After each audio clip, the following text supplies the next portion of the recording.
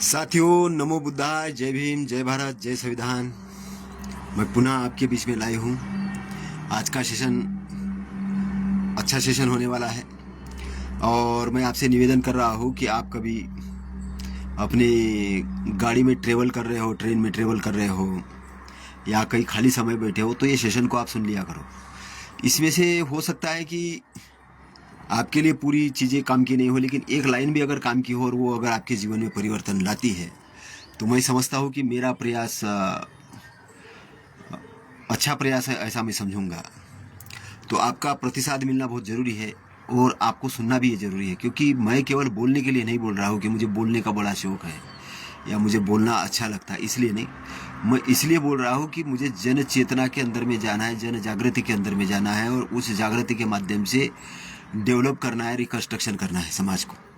और देखिए, जैसे कोई मकान पुराना हो जाता तो पुराने मकान को हम उसको तोड़ कर एक नई बिल्डिंग बनाते हैं, क्योंकि पुराना जर्जर मकान है, उसके अंदर में वैसे ही जान का खतरा रहता है, मज़ा नहीं आता है। ऐसा ही हम जीवन में जो हमारे पुराना स्ट्रक्चर है, जो मनुवादी स्ट्रक्चर है, उसको उखाड़ फेंक के संवैधानिक बाबा साहब के दृष्टिकोण वाला और तथागत के दृष्टिकोण वाला जो एक अच्छाई का स्ट्रक्चर है, उसको हम रिस्ट्रक्चराइज करना चाहते हैं। पूरे समाज को उस तरीके से हम खड़ा करना चाहते हैं। हमारा ऑब्जेक्टिव है सामाजिक परिवर्तन। सामाजिक परिवर्तन हमारा मिशन है और सामाजिक परिवर्तन करने का मूल उद्देश्य है कि जो व्यक्ति है उसके जीवन से दुख दूर हो जाए, दुख दूर हो जाए। क्योंकि यहाँ पर जो व्यवस्था है, दो प्रकार की व्यवस्था है। एक शोषण करके शासन करने वाली व्यवस्था है, एक व्यवस्था शोषण करके शासन करने वाली व्यवस्था है, और दूसरी व्यवस्था जो है जो शोषण को ही अपना धर्म मान के चली है, दूसरी व्यवस्था हो।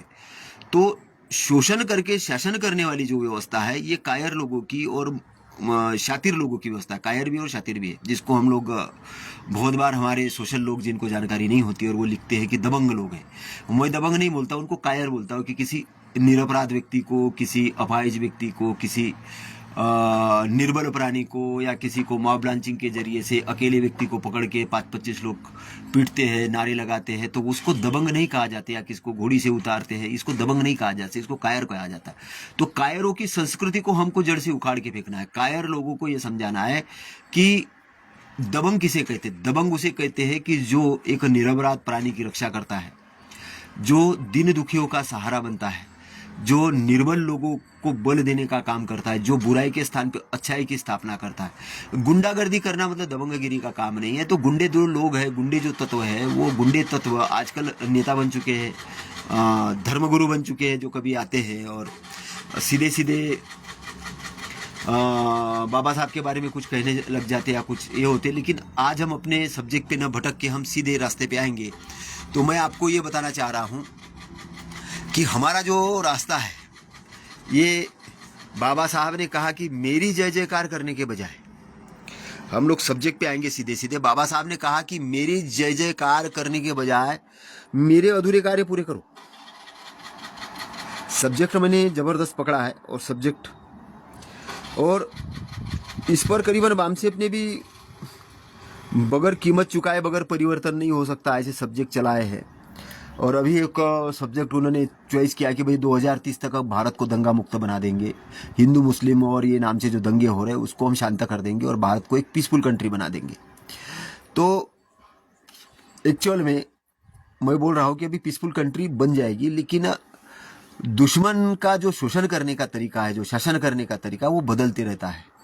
वो दंगा मुक्त बना देगा, लेकिन दूसरी तरफ से एक कलम चला के वो कलम कसाई का काम नहीं छोड़ने वाला है। क्योंकि वहां पर जहां पर वो बैठा हुआ है, तो वहां पर वो कलम कसाई बना हुआ है। चाहे आप उसके लिए देखो कि राम मंदिर का जो फैसला आया था, राम मंदिर के फैसले को आप देखो तो क्या कॉन्स्टिट्यूशनल फैसला है? ये मैं सब्जेक्ट आपके लिए छोड़ता हूँ। क्या कॉन्स्टिट्यूशनल फैसला है? क्योंकि पुरातत्व विभाग क्या उसमें सम्मिलित था?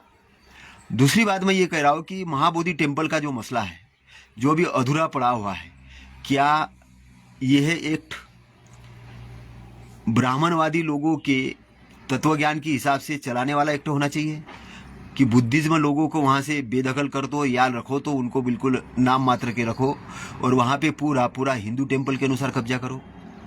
क्योंकि कब्जा करने वाले लोग विथ प्लानिंग के साथ ये कर रहे हैं। विथ प्लानिंग के साथ ये कर रहे हैं। और ये क्यों कर रहे हैं मैं आपको ये बताना चाहता हूँ, क्योंकि वो ये इसलिए कर रहे हैं कि उनको सनातन धर्म के नाम से ब्राह्मण धर्म की स्थापना विश्व भर में करना है। सनातन धर्म के नाम से ब्राह्मण धर्म की स्थापना विश्व भर में करना है और पुश्तैनी ब्राह्मणों का शासन स्थापित करना है। उनका ऑब्जेक्ट क्या है? सनातन धर्म के नाम से ब्राह्मण धर्म की स्थापना है, पुश्तैनी ब्राह्मण राज्य स्थापित करना, और ब्राह्मण राज्य में पुश्तैनी ब्राह्मणों के बच्चों को न्यायाधीश से लेके राजनेता से लेके या इस पर उनको कब्जा बनाना है। ये उनका सोच है और इस सोच के लिए वो काम करते हैं, रात दिन काम करते हैं। और इसके लिए उन्होंने वर्ण व्यवस्था ये किया। तो उन्होंने कहा कि भाई फ्री फुकट में ब्राह्मण अगर मिल रहा है शब्द तो ब्राह्मण शब्द फ्री फुकट में ले लिया, ठीक है। जाति को बना लिया उन्होंने, वर्ण को जाति बना दिया। बोले वेदों से उत्पत्ति है और ब्रह्मा के मुख से उत्पत्ति है, तो पहले उन्होंने ब्रह्मा के मुख से उत्पत्ति की। ठीक है, आप अपने आप को उच्च करने के लिए आप मुख से पैदा हो सकते हो, पैर से, किससे भी पैदा हो सकते। लेकिन बाकी लोगों को ये बोला कि छाती से क्षत्रिय हुआ और गुदा से मतलब पेट से वो बनिया पैदा हुआ और शूद्र पैर से पैदा हुआ, और इसलिए शूद्र नीचे है। इसलिए नीचे, इसलिए उसको पढ़ने लिखने का अधिकार नहीं है। और महिला भी शूद्र है, सारी महिलाओं को पढ़ने लिखने का अधिकार नहीं है। ऐसा करके उन्होंने एक अपना स्ट्रक्चर क्रिएट किया। तो वो एक सामाजिक व्यवस्था, मतलब ऐसी शोषण वाली व्यवस्था तैयार की उन्होंने कि उस शोषण वाली व्यवस्था के अंदर में ऑटोमेटिक रूप से लोग गुलाम बने। और उस व्यवस्था को बरकरार रखने के लिए उन्होंने धर्म बनाया। तो जो आज का जो हिंदू धर्म है या वही एक ब्राह्मण धर्म है, वही वैदिक धर्म है। और वैदिक धर्म ब्राह्मण धर्म और कुछ नहीं, आपके शोषण के लिए ब्राह्मणों के ऋषियों के द्वारा, ब्राह्मणों के पूर्वजों के द्वारा बनाया गया धर्म है। अब इसका मैं ब्राह्मणों को गलत नहीं बोलता हूँ कि वो प्रचार प्रसार कर रहे हैं, ये कर रहे हैं। मैं गलत आप लोगों को बोलता हूँ कि भाई गुलाम बनाने वाला आदमी गुलाम बनाने के लिए आएगा, चोरी करने वाला आदमी चोरी करने के लिए आएगा। आपके घर से चोरी करके ले जा रहा है, लेकिन आप तोते जैसा ऐसा गाना गा रहे हो। शिकारी जंगल में आता है, जाल फैलाता है, दाने का लोभ दिखाता, लेकिन जाल में फंसना नहीं। और ये गाना आप गा रहे हो, और कैसे गा रहे हो?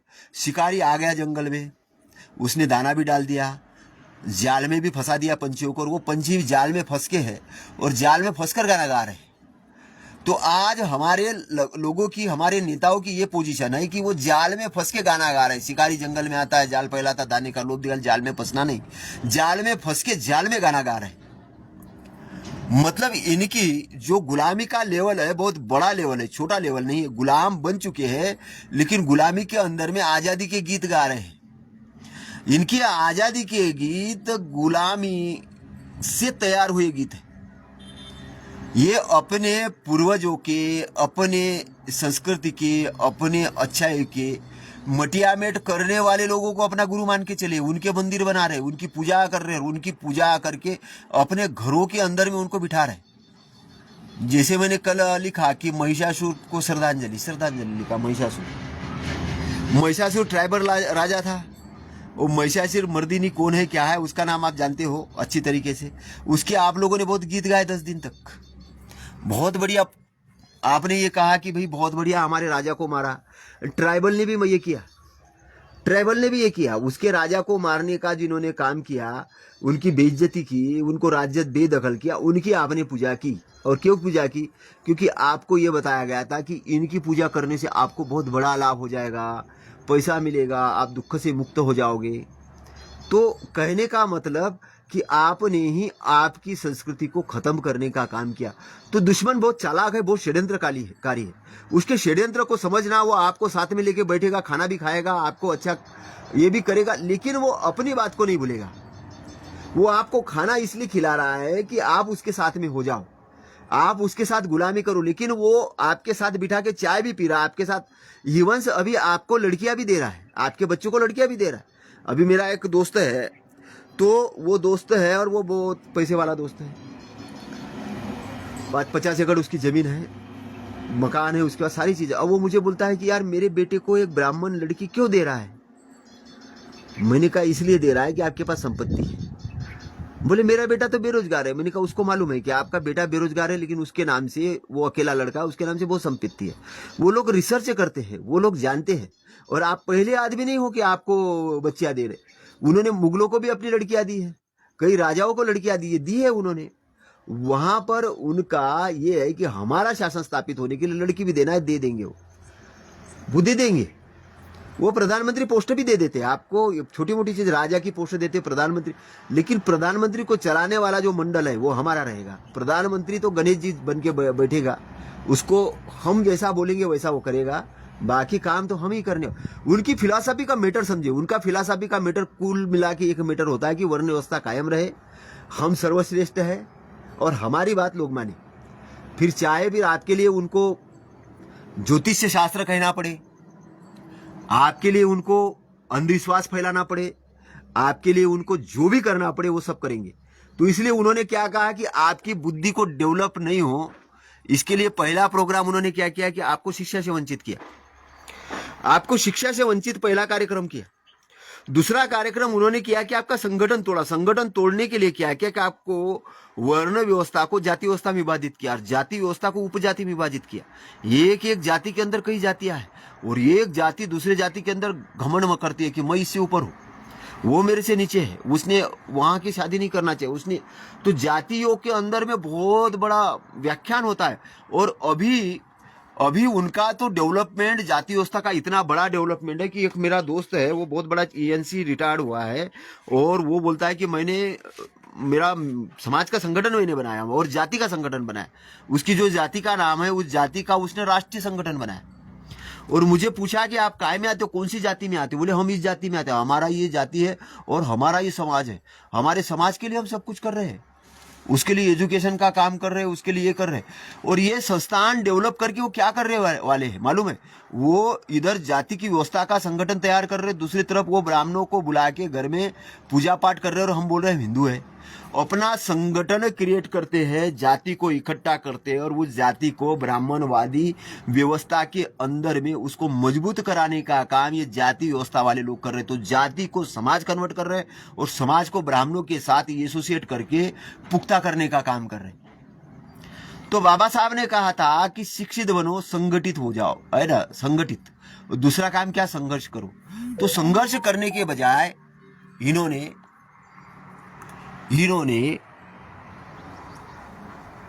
चमत्कारों के अंदर में चले गए। चमत्कार, और चमत्कार कैसे कि अचानक जीवन में कुछ हो जाए। अब मैं ये बोलना चाहता हूं कि मेरा जो दोस्त है ENC बना, क्यों बना? ब्राह्मणों ने बनाया उसको ENC। ब्राह्मणों ने पढ़ने का अधिकार दिया इनको, ब्राह्मणों ने पढ़ने का अधिकार दिया, ब्राह्मणों ने ENC बनाया, ब्राह्मणों ने इनको IAS बनाया। अरे ब्राह्मण को तुमको तो मंदिर में नहीं घुसने दे रहे थे, तुम्हारे माँ बाप दाता को मंदिर में नहीं घुसने दे रहे थे। वो घोड़ी पे नहीं, अभी भी कई लोगों घोड़ी से उतार देते हैं। तुम्हारे राष्ट्रपति को तक उन्होंने मंदिर में नहीं घुसने दिया, बोले गर्भगृह में नहीं आ सकते, सीधे सीधे बोलने लगे। तो वो तुम्हारी जो इज्जत कर रहे हैं वो इसके कारण नहीं कर रहे कि तुम बहुत लायक आदमी बन गए और तुम ENC बन गए, तुम ये बाबा साहब के आंदोलन के कारण, ये हमारे महापुरुषों के आंदोलन के कारण ये चीज मिले।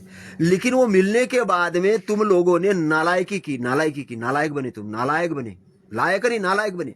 तुम इतने गधे और नालायक बने कि तुमको जिस व्यवस्था ने तुम्हारे बाप दादा को कुत्ते से भी बदतर रखा था, कुत्ता को भी लोग मंदिर में घुसने दे दी, इधर उधर आने, कुत्ते की भी लेवल नहीं थी तुम्हारे बाप दादा की और तुम्हारी पूर्वजों की।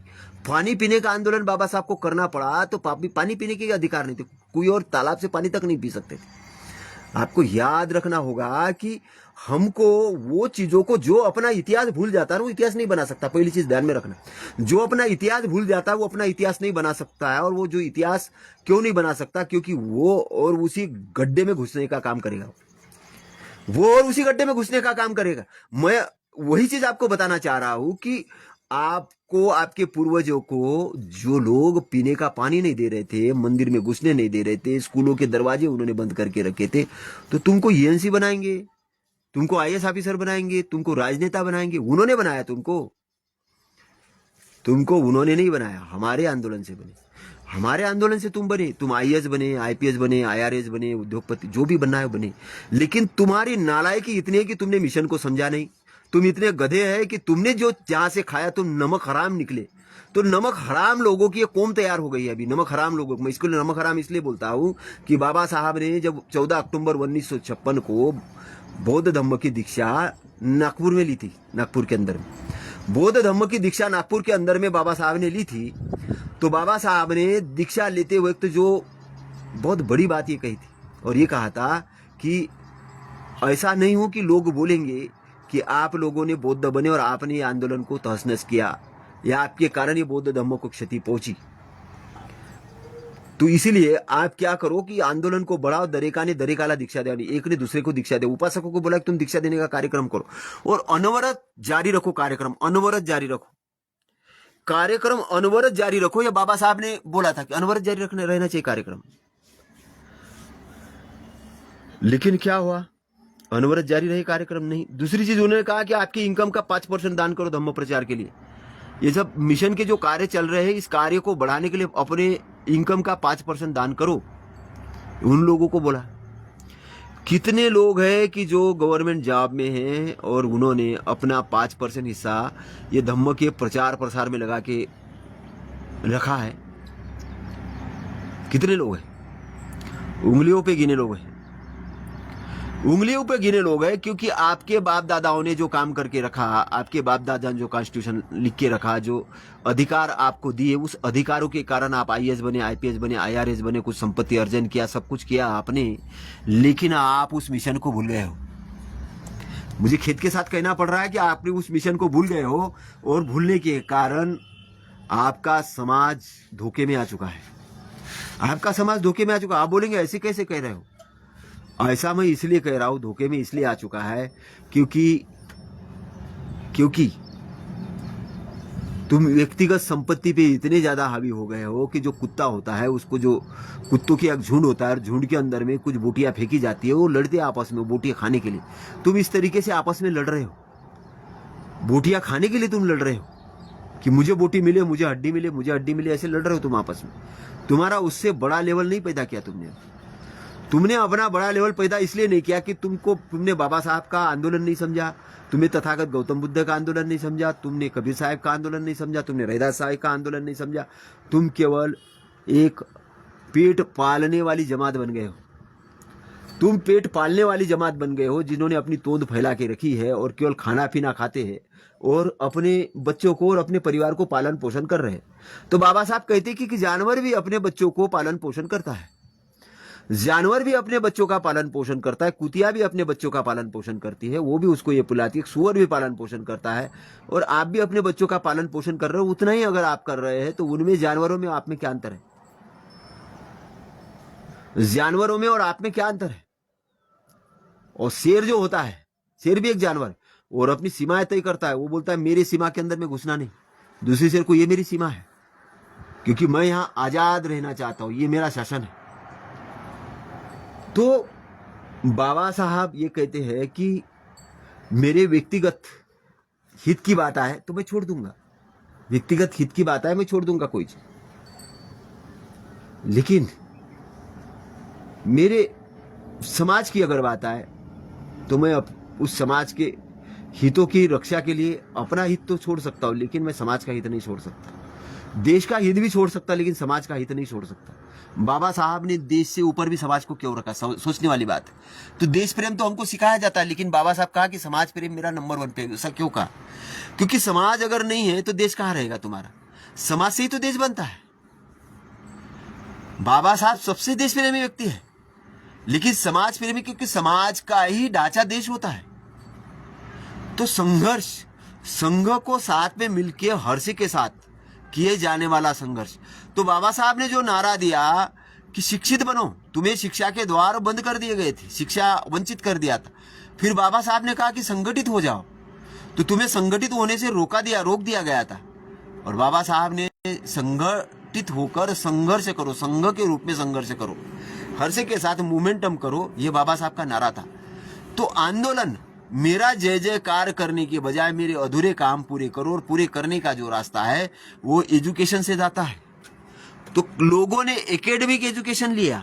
अब सवाल यहाँ है, एकेडमिक, मकान बनाने का एजुकेशन लिया, रोड बनाने का एजुकेशन लिया, डॉक्टरी का एजुकेशन लिया, सब एजुकेशन लिया। और वो एजुकेशन क्या होता है कि आपको संसाधन निर्माण करने का इन एजुकेशन ने काम किया। लेकिन मिशन का एजुकेशन कितने लोगों ने लिया? सवाल ये है, मिशन का एजुकेशन कितने लोगों ने लिया? सवाल यह है, मैं पूछना चाहता हूं। बाबा साहब के 14 अक्टूबर या विजयादशमी के दिन में जो बाबा साहब ने धम्म की दीक्षा ली थी, तो 10 लाख लोग लगभग वहां पर मान के चलो माथा टेक के गए होंगे। और उन्होंने ये कहा होगा कि बाबा साहब आपने यहाँ धम्म परिवर्तन किया और हम लोग आए। अब उस 10 लाख लोगों में से धम्म का कारवा चलाने वाले कितने लोग तैयार होंगे? जय जयकार करने के लिए तो 10 लाख लोग आए जिन्होंने जय जयकार करी, लेकिन मिशन को किसने समझा? मिशन के प्रचारक कौन बने? मिशन का कारवा चलाने वाले कौन बने? क्यों नहीं बने? क्योंकि हमने बाबा साहब की मूर्तियां बनाई, बाबा साहब के गुणगान किए, बाबा साहब की जय जयकार किए, लेकिन बाबा साहब के अधूरे कार्य पूरे नहीं किए। हमने बाबा साहब के अधूरे पूरे कार्य पूरे नहीं किए, क्योंकि पूरे इसलिए नहीं किए क्योंकि बाबा साहब बड़े दुखी मन से कहते हैं कि मैंने ये जो कारवा यहाँ तक लाया हूँ आगरा की स्पीच में, लेकिन कोई मुझे युवा ही नहीं दिख रहा है। जो युवा ही नहीं दिख रहा है कि जो कारवा को समझ सके, इस कारवा को आगे बढ़ा सके। ऐसा कोई कि मैं जिसको बोलूं कि अब मैं बूढ़ा हो गया हूं, मेरे से चलना फिरना नहीं हो रहा है, मैं इस मंडप के अंदर में एक बंबू की तरह हूं, बंबू यानी एक बांस की तरह हूं, एक बंबू की तरह हूं, और ये बंबू पता नहीं कब गिर जाएगा। बंबू गिर गया तो ये पंडाल गिर जाएगा, और पंडाल गिर जाएगा तो इस समाज का क्या होगा? तो बाबा साहब बहुत दूरदृष्टि के हिसाब से सोचते थे। बोले मैं बंबू के जैसा खड़ा हूं यहाँ पे, एक बंबू एक बांस वाला, जो कि जिसके आधार पे पूरा का पूरा पंडाल खड़ा हुआ है, जो एक चौकोर पंडाल होता है, जो जिसका एक मेन एक बीच का एक बंबू रहता है, बहुत बड़ा मजबूत रहता है, और वो उसके आधार पे चारों तरफ उसको बांध दिया जाता है, उसी के आधार पे पूरा पंडाल ये होता है, क्योंकि चारों तरफ से वो बांधा जाता है, और एक बीच वाला जो बंबू होता है वो उसके आधार पे वो टिकता है। तो बाबा साहब कहते कि मैं इस पंडाल में एक बंबू की तरह हूँ, एक जब भी बंबू गिर जाएगा तो समाज का क्या होगा? मैं बड़ा चिंतित हूँ, मुझे कोई युवा नहीं दिख रहा है। मेरे जो लोग हैं ये पेट पालने में लगे हैं। मैंने ये देखा है कि मेरे आजू बाजू बाबुओं की जमात खड़ी हुई है जो पेट पालने में लगी है, और जो नेतृत्व करने के लिए आपस में लड़ झगड़ रहे हैं। ये मिशन को समझ नहीं रहे, ना मिशन को आगे बढ़ाने का काम कर रहे हैं। मिशन को ये कह के बाबा साहब रोने लग गए, अंदर अंदर रोने लग गए, और ये उनकी कोई सार्वजनिक बात नहीं थी। बाबा साहब जब उठते थे तो वो देखते थे कारवा को कि मेरे कारवा को चलाएगा कौन, क्योंकि बाबा साहब ने जो स्ट्रक्चर खड़ा किया था, अब मैं उस पर स्टडी करने लग गया, और मैं लोगों को बोला कि आपको अपने आप को, आपकी लीडरशिप को रीबिल्ड करना पड़ेगा, रिस्ट्रक्चराइज करना पड़ेगा, आपको रिस्ट्रक्चराइज करना पड़ेगा, और रिस्ट्रक्चराइज करके हमें बेस पे जाना पड़ेगा, बेस पर जाना पड़ेगा, हमारा बेसिक ठीक करना पड़ेगा, और हमको बेस बाबा साहब के थॉट से उठाना पड़ेगा। हमको वहां से जाके आज तक आना पड़ेगा कि बाबा साहब ने 1956 में ये चीज क्यों कही थी। बाबा साहब ने राम मंदिर का अगर आंदोलन ये कहा था कि बोला मेरा मंदिर में घुसने का आंदोलन नहीं है, मेरा आंदोलन ये है कि लोगों को ये दिखाने का भी है कि हम भी इंसान हैं, हम भी कहीं भी जा सकते हैं, ये मंदिर में नहीं जाएंगे तो हमारा कोई ये नहीं है। मतलब बाबा साहब ने ये कहा कि हम मंदिर घुसने का आंदोलन ही नहीं कर रहे, हमारा आंदोलन ये है कि हम भी लोगों को दिखाना चाहते कि हम भी इंसान हैं, हम भी इंसान हैं। तो बाबा साहब ने अपने जीवन में जो काम किए वो बड़े मार्के के काम। बाबा साहब ने एजुकेशन सोसाइटी बनाई, बाबा साहब ने भारतीय बौद्ध महासभा बनाई, बाबा साहब ने समता सैनिक दल बनाया, बाबा साहब ने अपने मासिक पत्रिका निकाले, वीकली पत्रिका निकाले, अपने पत्रक निकाले, बाबा साहब ने अपने वॉल्यूम्स निकाले, वो रिटर्न किताबें लिखी, बाबा साहब ने स्पीचेस दिए, बाबा साहब ने संगठन बनाए। तो बाबा साहब के अधूरे काम क्या रहेंगे? बाबा साहब के अधूरे काम क्या रहे? बाबा साहब के अधूरे काम वो रह गए हैं कि वो संगठन को चलाने के लिए जो प्रशिक्षित वर्ग तैयार करना था वो बाबा साहब तैयार नहीं कर पाए। क्योंकि अगर कोई मशीनरी है किसी ने तैयार करके रखी तो मशीनरी चलाने लायक ब्रेन भी तो तैयार करने की जरूरत है। अगर वो मशीनरी चलाने वाला ब्रेन नहीं हो तो मशीनरी चलेगी नहीं।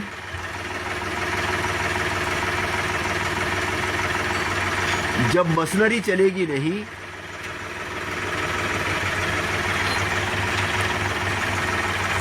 तो मशीनरी रुक जाएगी, पूरा का पूरा सिस्टम रुक जाएगा। बाबा साहब ने सिस्टम क्रिएट तो किया, लेकिन चलाने वाले जो लोग थे वो तैयार नहीं कर पाए, क्योंकि वो बहुत बड़ा काम है, वो सिंपल काम नहीं है, वो बड़ा काम है।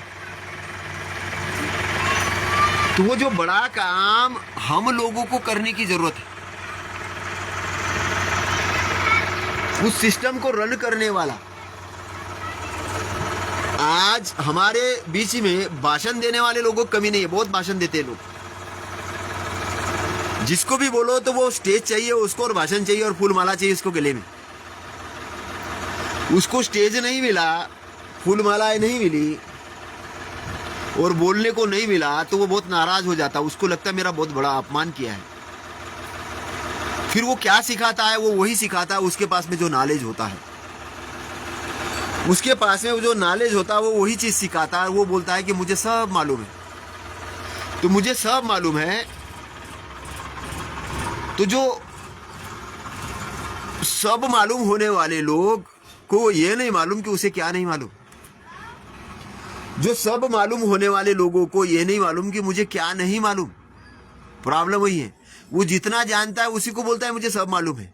सब मालूम वाले लोग, और क्या होता है वहां पर अहंकार बहुत ज्यादा आता है, बहुत ज्यादा अहंकार आता है, घमंड बहुत आता है। मुझे सब मालूम है, अब मुझे सीखने की जरूरत नहीं। तो सब मालूम होने वाले लोग जिनको सीखने की जरूरत नहीं है वो कैसे हो जाते, मैं थोड़ा सा आपको बताता हूँ। वो गंदले तालाब के जैसे हो जाए। एक तालाब होता है जिसका पानी ना इधर बहता ना उधर बहता, वो एक जगह रुका हुआ पानी है। एक जगह रुका हुआ पानी है, उसकी सड़न हो जाती है, उसकी दुर्गंध आती है। तो ये सब मालूम होने वाले लोगों के अंदर से दुर्गंध आती है। मिशन के नाम से वो कमीशन का काम करते हैं, और सोसाइटी को डेवलप करने की जगह पे वो अपने अंदर के दुर्गुण है वो समाज के अंदर में पेरते हैं, समाज के अंदर रोपते हैं। अगर उनके दिल में संगठन तोड़ने का एजुकेशन है तो तोड़ने का काम करते। इस बीच पे खड़े होकर बोलेंगे हमारा समाज लायक नहीं है, ये नहीं है, वो नहीं है, ऐसा नहीं। वो उसके बारे में कुछ नेगेटिव बातें बोलेंगे, लेकिन उसको कैसे अच्छा करना है उसके पास कोई प्लानिंग नहीं होता। वो बोलता है मैं ही केवल अकेला आदमी अच्छा हूं, बाकी सारे लोग बेकार है, मैं ही सब कुछ कर रहा हूं। मैंने ऐसे कुपमंडुक लोग लीडरशिप नहीं कर सकते। और ऐसे लोगों की एक जमात हमारी इसमें बहुत बड़े पैमाने पे तैयार हो चुकी है, जो बहुत बड़े पैमाने पे तैयार हो चुकी है। और ये लोग एक्चुअल में ब्राह्मणवाद के उत्पत्ति है। ये लोग ब्राह्मणवाद के जो विचारधारा है उसके ये प्रचार प्रसारक है। क्योंकि ब्राह्मणवाद की विचारधारा भी एक गंदगी विचारधारा, गंदगी वाली विचारधारा, जो विचारधारा क्रोध, द्वेष और मूर्ता पर आधारित है। पूरी की पूरी ब्राह्मणवादी व्यवस्था क्रोध, द्वेष और मूर्ता के आधारित है। और इसलिए उसमें इन्वेंशन करने का कोई प्रोग्राम नहीं है। इसलिए उसमें इन्वेंशन करने का कोई प्रोग्राम नहीं। उनका केवल इन्वेंशन का यही प्रोग्राम होता है कि एक चोरों की टोली है और वो टोली ये सोचती है कि यहाँ पर 100 करोड़ रुपया रखा हुआ है और उस 100 करोड़ को हम कैसे चोरी करें, उसका वो प्लानिंग करते हैं। उसका वो प्लानिंग करते। तो हमारे विहारों को उन्होंने विष्णु मंदिर, ये मंदिर, वो मंदिर, शिव मंदिर, इसमें कन्वर्ट करने का प्लानिंग वही है। 100 करोड़, हजारों, अरबों खरबों की जो प्रॉपर्टी है इन्होंने उन मंदिरों के ट्रस्ट बना दिए। तो आज भी पुरातत्व अगर विभाग को बोला जाए कि इसका भैया खुदाई करो और ये तुम्हारे जो बड़े बड़े मंदिर बने हुए हैं उसके अंदर का ढांचा तैयार करो, तो आपको 99% ऐसी चीजें दिखेगी कि जहाँ पे बुद्धिस्ट टेम्पल थे। क्योंकि सम्राट अशोक के 84,000 स्तूपों का क्या हुआ, उन विश्वविद्यालयों का क्या हुआ, उन लोगों का क्या हुआ? क्योंकि मूर्तिकला ये बनाने की पद्धति ये महायान पद्धति थी, बुद्धिज्म वाली जो महायान पद्धति, वहां से ये मूर्तिकला का ये हुआ। और यूनिवर्सिटी तो हमारी थी, स्तूप तो हमारे थे, स्तूप तो हमारे थे, लेकिन उन्होंने उसके ऊपर कब्जा किया। ऐसा ही उन्होंने वैदिक नाम से जो ग्रंथ थे तो वो एक केवल याचना और प्रार्थना तक सीमित थी। याचना ये पानी बरसा दो, ये इंद्र यहाँ पे इसके फसल में अच्छी मत होने दो, मेरी फसल उसको अच्छी ये दे दो, ये याचना और प्रार्थना वाले ग्रंथ थे। लेकिन उसमें जो गीता वगैरह जो लिखी गई है, महाभारत या रामायण के अंदर कुछ अच्छी चीजें अगर आई है तो कहाँ से? ये बुद्धिज्म से आई है ना। रामायण ये जातक कथाओं का एक अंश है, दशरथ जातक का, वहां से तुलसीदास ने डेवलप किया है। लेकिन उसमें यह चीज उसने बहुत अच्छे से ध्यान में रखा। ढोल गवार शूद्र पशु नारी ये सब ताड़न के अधिकारी, और शूद्र शंभु को ध्यान कर रहा था तो उसको मारना है, मारने का आदेश एक ब्राह्मण देता है कि मेरा बच्चा मर गया तो शूद्र शंभुक को मारने का आदेश देता है। बोले ज्ञान नहीं अर्जन करने देना इनको। ज्ञान, ध्यान से ज्ञान अर्जन होता है, इसलिए ध्यान की क्लासेस इसको नहीं लेने देना है। ध्यान से ज्ञान अर्जन होता है, जिस जिस चीज से ज्ञान अर्जन होता है सबके ऊपर पाबंदी लगाओ और उसको धर्म विरोधी घोषित करो। तो पूरा का पूरा हिंदुइज्म या वर्ण व्यवस्था ये आपके लिए कलंक है। कलंक, कलंक बोल रहा हूं, ये कीचड़ है, कलंक है, ये कीचड़ और कलंक है। तो बाबा साहब कहे कि वो उन लोगों ने कीचड़ और कलंक हमारे ऊपर लगाया, ये हमारे शरीर पे हुआ हुआ मैल है, ये कीचड़ है, ये कीचड़ को धोने का काम हमारा है। इसलिए ब्राह्मणों के तैयार किए हुए देवी देवता है, ये कोई अवतार नहीं है। बाबा साहब ने कहा ये अवतार नहीं है, ये फालतू के बकवासगिरी है, ये बकवासगिरी। और आप लोगों को गुलाम बनाने के लिए इन्होंने तैयार करके रखा। ये बाबा साहब ने सीधा नागपुर के अंदर में 22 प्रतिज्ञा देते हुए कहा, सीधा 22 प्रतिज्ञा देते वक्त कहा। तो हम लोगों ने क्यों अपनाया? सबसे पहले बात, ब्राह्मणों का पूरा स्ट्रक्चर लालच और डर पे आधारित है। लालच और डर, चमत्कार ये लालच का एक भाग है, और चमत्कार और डर, अगर आपने ऐसा नहीं किया तो उस घटना को उसके साथ जोड़ दिया गया। किसी भी चीज को डर के साथ जोड़ा गया, तुमने ऐसा नहीं किया, उसने मतलब ग्रंथ भी लिख के रखे प्रचार प्रसार के लिए। उसने वो प्रसाद खाया, नहीं खाया, खाया तो नाव अंदर डूब गई और खा लिया तो ऊपर आ गई। प्रसाद खाया, सत्यनारायण की कथा हम सुनते थे, उसमें प्रसाद खाया, नहीं खाया तो अंदर डूब गई और खा लिया तो ऊपर आ गई। और फिर पहले वो कार्ड भी बंटते थे कि जो धर्म विरोधी होगा वो इतने कार्ड अगर नहीं बांटा तो उसके घर से कोई मर जाएगा, उसका बेटा मर गया, उसका भाई मर गया, वो खुद मर गया, उसका नाना मर गया, दादा मर गया, ऐसी कहानियां लिखी। वो ब्राह्मण कभी भी रूप धारण करता था, वो केवल ब्राह्मण का ही रूप धारण करता था। सर्प आता था, वो ब्राह्मण का ही रूप धारण करता, वो पंडित को ही वाणी बोलता था, और वो कार्ड बस बंटते थे। तो ये डर, कि डर के आधार पे आपको मानो, तो डर मानने के लिए आपको अज्ञानी होना बहुत जरूरी है। अज्ञानी होना जरूरी है। अगर आप अज्ञानी होंगे तभी डर को मानोगे। पहली चीज समझो, डर आप तभी हो सकता है कि जब आप अज्ञानी हो, किसी चीज के बारे में आपको जानकारी नहीं है। जैसे लोग बोलते थे पहले शेषनाग के ऊपर पृथ्वी खड़ी है, शेषनाग के ऊपर, और शेषनाग जैसे डुलता है तो पृथ्वी हिलती है। जैसे भूकंप आता था तो हमारे लोग बोलते थे, लेकिन जैसे ही सैटेलाइट ऊपर गया चांद की तरफ और वहां से जब चित्र आने लग गए तो पता चला कि वो पृथ्वी तो सांप के ऊपर है ही नहीं खड़ी। तो हमारे ऑथेंटिक ग्रंथ है मिलिंद प्रश्नावली के अंदर में जो बात आती है कि पृथ्वी पानी पर टिकी है, पानी हवा पर टिका, और हवा गुरुत्वाकर्षण पर, मतलब उसका पूरा साइंटिफिकली कैलकुलेशन बताया गया। उस समय उन्होंने ये बताया नहीं कि शेषनाग पे टिका है, बोला ही नहीं, क्योंकि हमारे जो वैज्ञानिक जानकार भिक्षु इन्वेंशन करता, जो सम्राट अशोक के समय में जो विश्वविद्यालय बने थे उसमें जो रिसर्च और डेवलपमेंट हुआ, वो डेवलपमेंट में शेषनाग का कहीं उल्लेख नहीं है, शेषनाग का उल्लेख नहीं है। लेकिन एक कपोल कल्पित पंडित जो खुद ही ब्रह्मा के मुख से पैदा हुआ था, जिसको अपने माँ बाप के मुख से पैदा होना बोलने में शर्म आती है, जो अपने माँ बाप की बेइज्जती कर रहा है कि ब्रह्मा के मुख से पैदा हो के ऐसा बता के, और अपनी तो बेइज्जती कर रहा है, दूसरे ठाकुरों की बेइज्जती कर रहा है, उसको भी बोल रहा है कि छाती से पैदा हुए, और फिर बनियों को भी बेइज्जती कर रहा है और शूद्रों की सबकी बेइज्जती कर रहा है, बोले माँ बाप के पेट से ही पैदा नहीं हुई। तो भाई सोचना ये है कि तुम्हारा ब्रह्मा मुख से तो गर्भधारण कैसे किया होगा? ब्रह्मा ने मुख में, छाती ने भी गर्भधारण, जंगा में भी गर्दन, पैर में भी गर्भधारण, चारों तरफ गर्भधारण करते गए। उस सब्जेक्ट को ऐसे उठाया, वर्ण व्यवस्था का ऐसे बेस बनाया कि उस वर्ण व्यवस्था के चक्कर में हम लोग अज्ञान के अंधेरे में डूबते चले गए। इसलिए तथागत ने भी कहा अविद्या ही दुख का मूल कारण है, और बाबा साहब ने कहा कि अज्ञान ही दुख का मूल कारण है। यही बात बाबा साहब ने कही, और इसलिए पहला ही मंत्र बाबा साहब ने दिया, शिक्षित बनो। और तथागत ने कहा बुद्धम शरणम गच्छामि। बुद्धम शरणम गच्छामि मतलब है शिक्षित होना है, बुद्ध के शरण में जाना, बुद्धि के शरण में जाना, अपने अंदर के बोधि अंगों को डेवलप करना है, अविद्या को खत्म करना है। जिसकी अविद्या खत्म होती है, जिसका राग द्वेष और मूढ़ता खत्म होता है, वो बुद्धिस्ट हो जाता है, वो ज्ञानी हो जाता है, अरहंत हो जाता है। तो अविद्या का जहां नाश होता है वो बुद्धिज्म के तरफ जाता है, बुद्धिस्ट बन जाता है। तो पहली लाइन वहां पे भी है बुद्धम शरणम गच्छामि, धम्मम शरणम गच्छामि, लॉ ऑफ नेचर है, नेचर की जो लॉज है, जो अच्छी चीजें है, तो यहाँ पे धम्मम शरणम गच्छामि है, वहां पे संगठन की बात है। शिक्षित बनो, संगठित, शिक्षित लोगों का संगठन बनाओ, शिक्षित लोगों का संगठन बनाओ, संघ है ना। तो बुद्धम शरणम गच्छामि, धम्मम शरणम गच्छामि, संघम शरणम गच्छामि। संगम शरणम तो संघ की बात है, यहां पर भी संघ की बात है। तो धम्म और बुद्ध मिलके शिक्षा बनी है। धम्म और बुद्ध, देखो दोनों चीजों का कॉम्बिनेशन है। शिक्षित क्या मतलब है, धम्म और बुद्ध, और संघ का मतलब है संगठन।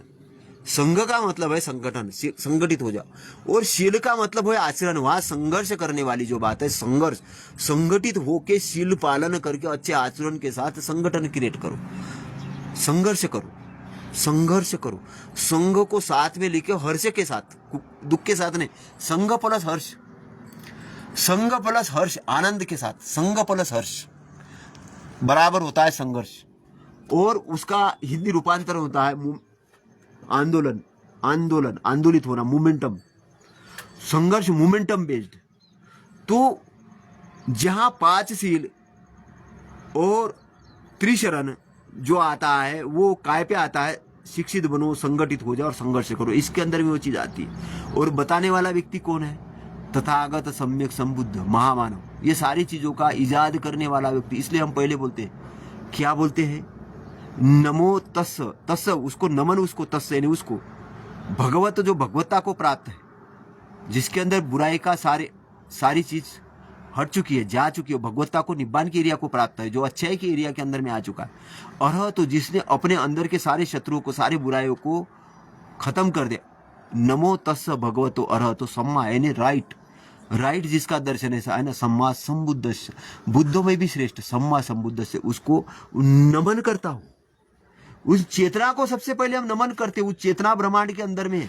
तो उस ब्रह्मांड की चेतना को आह्वान करते हैं, आह्वान करने के बाद त्रिशरण करते हैं, और त्रिशरण के बाद पंचशील की बात करते हैं। पंचशील ये नियम नहीं है, ये आंदोलन है, ये नियम नहीं है, आंदोलन है, आचरण है, लेकिन बुद्धि के साथ किया गया आचरण। हमें जो भी अपना संघर्ष करना है, हिंसा नहीं होनी चाहिए उसके अंदर में।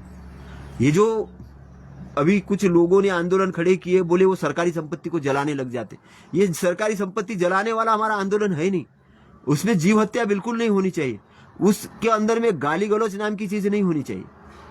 उसके अंदर में आंदोलन करने वाले लोग शराब पी के, दारू गांजा पी के नहीं आने चाहिए वो आंदोलन की रूपरेखा के अंदर में। और वहां पे किसी भी तरीके से कोई महिला के साथ छेड़खानी नहीं होनी चाहिए, गाली गलौज नहीं होनी चाहिए, उसकी इज्जत पे नहीं। तो हमारा आंदोलन कैसा, एक मास बेस शांत प्रिय आंदोलन, जो आंदोलन सोशल स्ट्रक्चर को क्रिएट करे, सोशल स्ट्रक्चर को क्रिएट करे। क्योंकि ये जो भूमि है बुद्धों की भूमि, हम बोलते बुद्धों की भूमि, बुद्ध दिए, लेकिन बुद्ध की परिभाषा समझने वाले हमारे प्रधानमंत्री जी, हमारे प्रधानमंत्री जी क्या बुद्ध शासन लाने के लिए काम कर रहे हैं?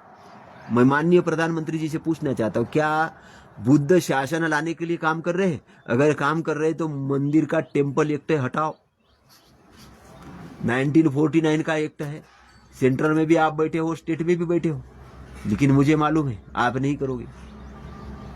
मुझे मालूम है, क्योंकि आप नहीं करोगे, क्योंकि आप जिस दिन करने जाओगे तो आप उस दिन प्रधानमंत्री नहीं रहोगे, ये भी मुझे मालूम है, ये भी मुझे मालूम है। और मैं बहुत सोच समझ के बात बोल रहा हूं, क्योंकि अभी हमारे मध्य प्रदेश के मुख्यमंत्री, इन्होंने केवल इतनी बात बोली कि भाई हम 27% आरक्षण ओबीसी को करवा देंगे।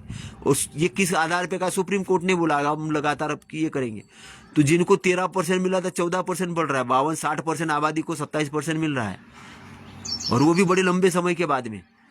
तो कुछ अंडे पंडे लोग आ रहे जो बोल रहे कि ये मोहन यादव ये सनातन विरोधी है, ये राम विरोधी है, ये सवर्णों के विरोधी है। वो सीधा सीधा ये नहीं बोल रहा है कि आरक्षण इसको दिया जा रहा है, ये क्यों दे रहा है, क्योंकि सीधा सीधा बोलेगा तो आइडेंटिफिकेशन हो जाएगा, आइडेंटिफिकेशन हो जाएगा, ओबीसी वर्ग जाग जाएगा, इसलिए उसको बता रहा है कि राम विरोधी है। मैं कह रहा हूं कि काय का राम विरोधी है भाई साहब, तुम्हारे श्री राम के तो लिए तो उन्होंने बहुत सारा त्याग किया। मुझे लगता है कि हमारे लोगों को कभी कभी औकात भी बताने की जरूरत है। पंडित जो औकात बताते हैं ये अच्छा है, तुम करो वहां पे उनके लिए और काम करो, और उनको दान करो, उनकी और शंकराचार्य का 800 करोड़ की और मूर्तियां बनाओ, और मंदिरों को दान दो, इनको और पालो पोसो और बड़ा करो, इनको ऐसा मुसंडा बनाओ, इनको मुसंडा बना के इनको आपके परिवार, आपके समाज के ऊपर आक्रमण करने के लिए तैयार करो इनको, इन गधों को जो आके सोशल मीडिया के अंदर कुछ भी बोल रहे। मुख्यमंत्री जैसे आदमी को मोदी जी आप उनको हटाओ। अरे भाई, मोदी जी उनको हटाओ तो तुम मोदी जी के क्या सर्वे सर्वा हो, बाप हो मोदी जी के कि मोदी जी हटा देंगे? कॉन्स्टिट्यूशन के हिसाब से बने हैं मुख्यमंत्री, कॉन्स्टिट्यूशन ने बनाया। ओबीसी इतना सारा वर्ग है, उनका प्रतिनिधित्व करने के लिए दिया उनको कि तो भाई तुम उनको कंट्रोल करके रखो, इसलिए ओबीसी का प्रतिनिधि, ओबीसी समाज के कारण प्रतिनिधि दिया। तुमने थोड़ी प्रतिनिधि दिया यार, तुमने थोड़ी प्रतिनिधि दिया उनको कि मोहन जी को आओ मुख्यमंत्री बनो, तुमने थोड़ी ना दिया है कि तुम बकबक कर रहे हो। तुम तो उतारने की बात कर रहे हो कि कुर्सी से उतारेंगे, ये करेंगे, वो करेंगे। इसका मतलब आप मुझे ये मत समझने लगा कि मैं बीजेपी का समर्थक हूं और मोहन यादव जी का समर्थक हूं। मैं पीड़ित शोषित लोगों को पीड़ा से दूर करने का, उनका शोषण से दूर करने के लिए आवाज उठा रहा हूं कि जहां जहां हमारे नेता कहीं थोड़ा सा काम करने की कोशिश करते हैं तो ये पंडा वर्ग, ये षड्यंत्रकारी लोग, ये मूढ़ लोग हमारी चीजें हमें खाने नहीं दे रहे, हमारी चीजों को ये कर रहे। अरे जिसकी जितनी संख्या बारी उसकी इतनी भागीदारी, ये लोकतंत्र है। 60% जनसंख्या अगर ओबीसी की मध्य प्रदेश में, तो 60% प्रतिनिधित्व तो होना चाहिए। अभी 0% प्रतिनिधित्व कहीं जहां आरक्षण नहीं है वहां तो कुछ भी नहीं है। जजों के अंदर में जाके देखो, हाई कोर्ट में, सुप्रीम कोर्ट के अंदर जाके देखो, यूनिवर्सिटी के अंदर में जाको, वाइस चांसलर के अंदर में जाको, कई जगह पे 0% है, कई जगह थोड़ा बहुत % है। अभी तो केवल पढ़ लिख गए, थोड़ा सा आगे बढ़ने लग गए तो तुम्हें ये लगने लग गया तुम उनको कुछ देना ही नहीं चाहते हो। क्यों नहीं देना चाहते? क्या दुश्मनी है भाई साहब? नहीं, वो सेवक बन के रहे, वो केवल मजदूर बन के रहे, क्यों शासन नहीं कर सकते? नहीं, उनका शासन करने का अधिकार नहीं। इसलिए बाबा साहब ने कहा कि जो अपना इतिहास नहीं जान सकता वो इतिहास नहीं बना सकता। बाबा साहब ने कहा कि जो अपना इतिहास नहीं जानता वो अपना इतिहास नहीं बना सकता। ये क्यों कहा था? और बाबा साहब ने दूसरी लाइन ये कही थी, मैं जो बार बार दोहरा रहा हूं, जा आणि आपल्या घराच्या भिंतीवर लिहा की तुम्ही आपण या देशाची शासन करती जमात आहोत। जाओ अपने घर के दीवार पे लिखो कि आप इस देश की शासन करती जमात हो। रिस्ट्रक्चराइज करना चाह रहे थे बाबा साहब रिस्ट्रक्चराइज करना चाहते ब्रेन को, तुम्हारे लक्ष्य को वो वहां पर लाना चाह रहे थे कि तुम्हारा वास्तविक रूप क्या है। तुम्हारा वास्तविक रूप अर्थव्यवस्था का है ही नहीं। तुम ना कोई शूद्र हो, ना तुम अछूत हो, ना ओबीसी हो, ना कुछ हो। तुम एक इंसान हो, और इंसान भी उन राजा महाराजाओं की संतान हो। तुम ज्ञानी हो, तुम्हारे पूर्वज बहुत बड़े ज्ञानी थे। तुम अपना इतिहास शोधो, अपना इतिहास खंगालो और ये देखो कि इतिहास के अंदर में कहां पर भूल चूक हुई। क्योंकि तथागत ने एक वाक्य कहा, और ये क्या कहा? मूर्खों की संगति मत करो, मूर्ख लोगों की संगति मत करो, सुज्ञों की संगति करो, ज्ञानी लोगों की संग। मूर्ख बोला किसको? ये मूर्ख ये वर्ण व्यवस्था, जाति व्यवस्था मानने वाले लोगों को बोला है। मूर्ख ये वर्ण व्यवस्था, जाति व्यवस्था को मानने वाले लोगों को बोला है। मूर्ख उनको बोला है जो वर्ण व्यवस्था, जाति व्यवस्था का प्रचार प्रसार कर रहे हैं, उनको मूर्ख बोला है। जो जाति व्यवस्था, वर्ण व्यवस्था टिकाने का काम कर रहे हैं, उनको मूर्ख बोला है। तो जो लोग अपने आप को विद्वान कर रहे हैं और विश्व का बोल रहे हैं कि हमारा विश्व का बहुत बड़ा संगठन है, हम स्वयं सेवक है और कुछ भी है, अगर वो वर्ण व्यवस्था, जाति व्यवस्था मान रहे हैं, अगर वो वर्ण व्यवस्था, जाति व्यवस्था मान रहे हैं, अगर वो वर्ण व्यवस्था, जाति व्यवस्था के प्रचारक है, तो वो मूढ़ है। वो वर्ण व्यवस्था, जाति व्यवस्था का प्रचार प्रसार कर रहे हैं, तो वो मूढ़ है।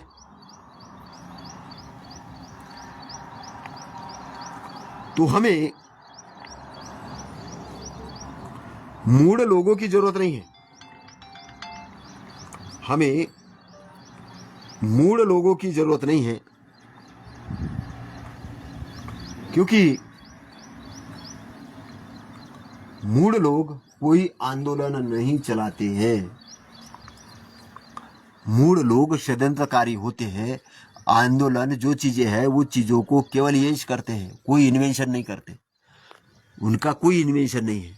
इसलिए भारत के अंदर में एजुकेशन पर बहुत कम बजट दे रही सरकारें, क्योंकि वर्ण व्यवस्था, जाति व्यवस्था को प्रतिनिधित्व करने वाले लोगों का कहीं न कहीं सत्ता के अंदर कंट्रोल है।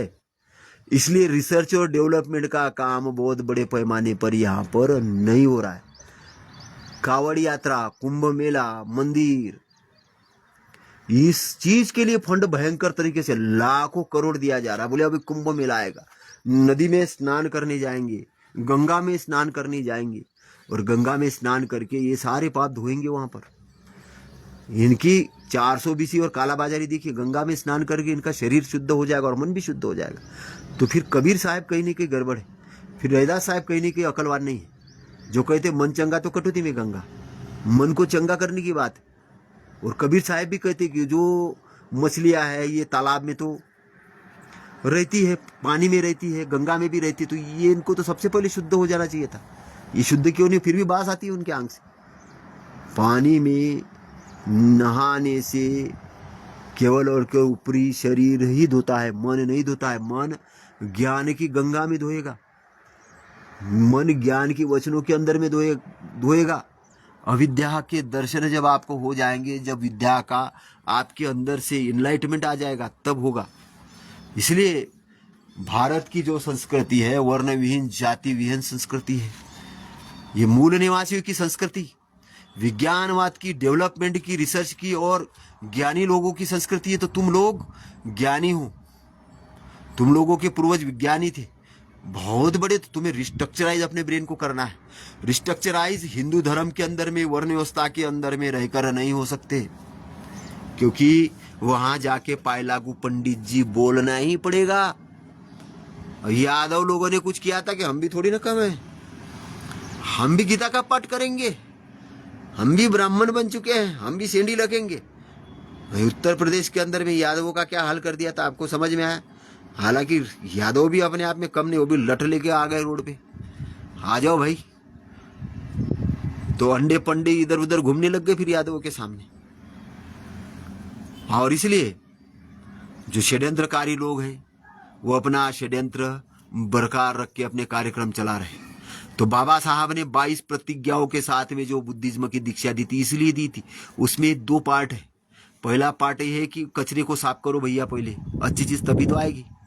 ये घर से जो काल्पनिक चमत्कारिक जो लोग तैयार करके, जो तुम्हारा इतिहास ही नहीं था, है ना,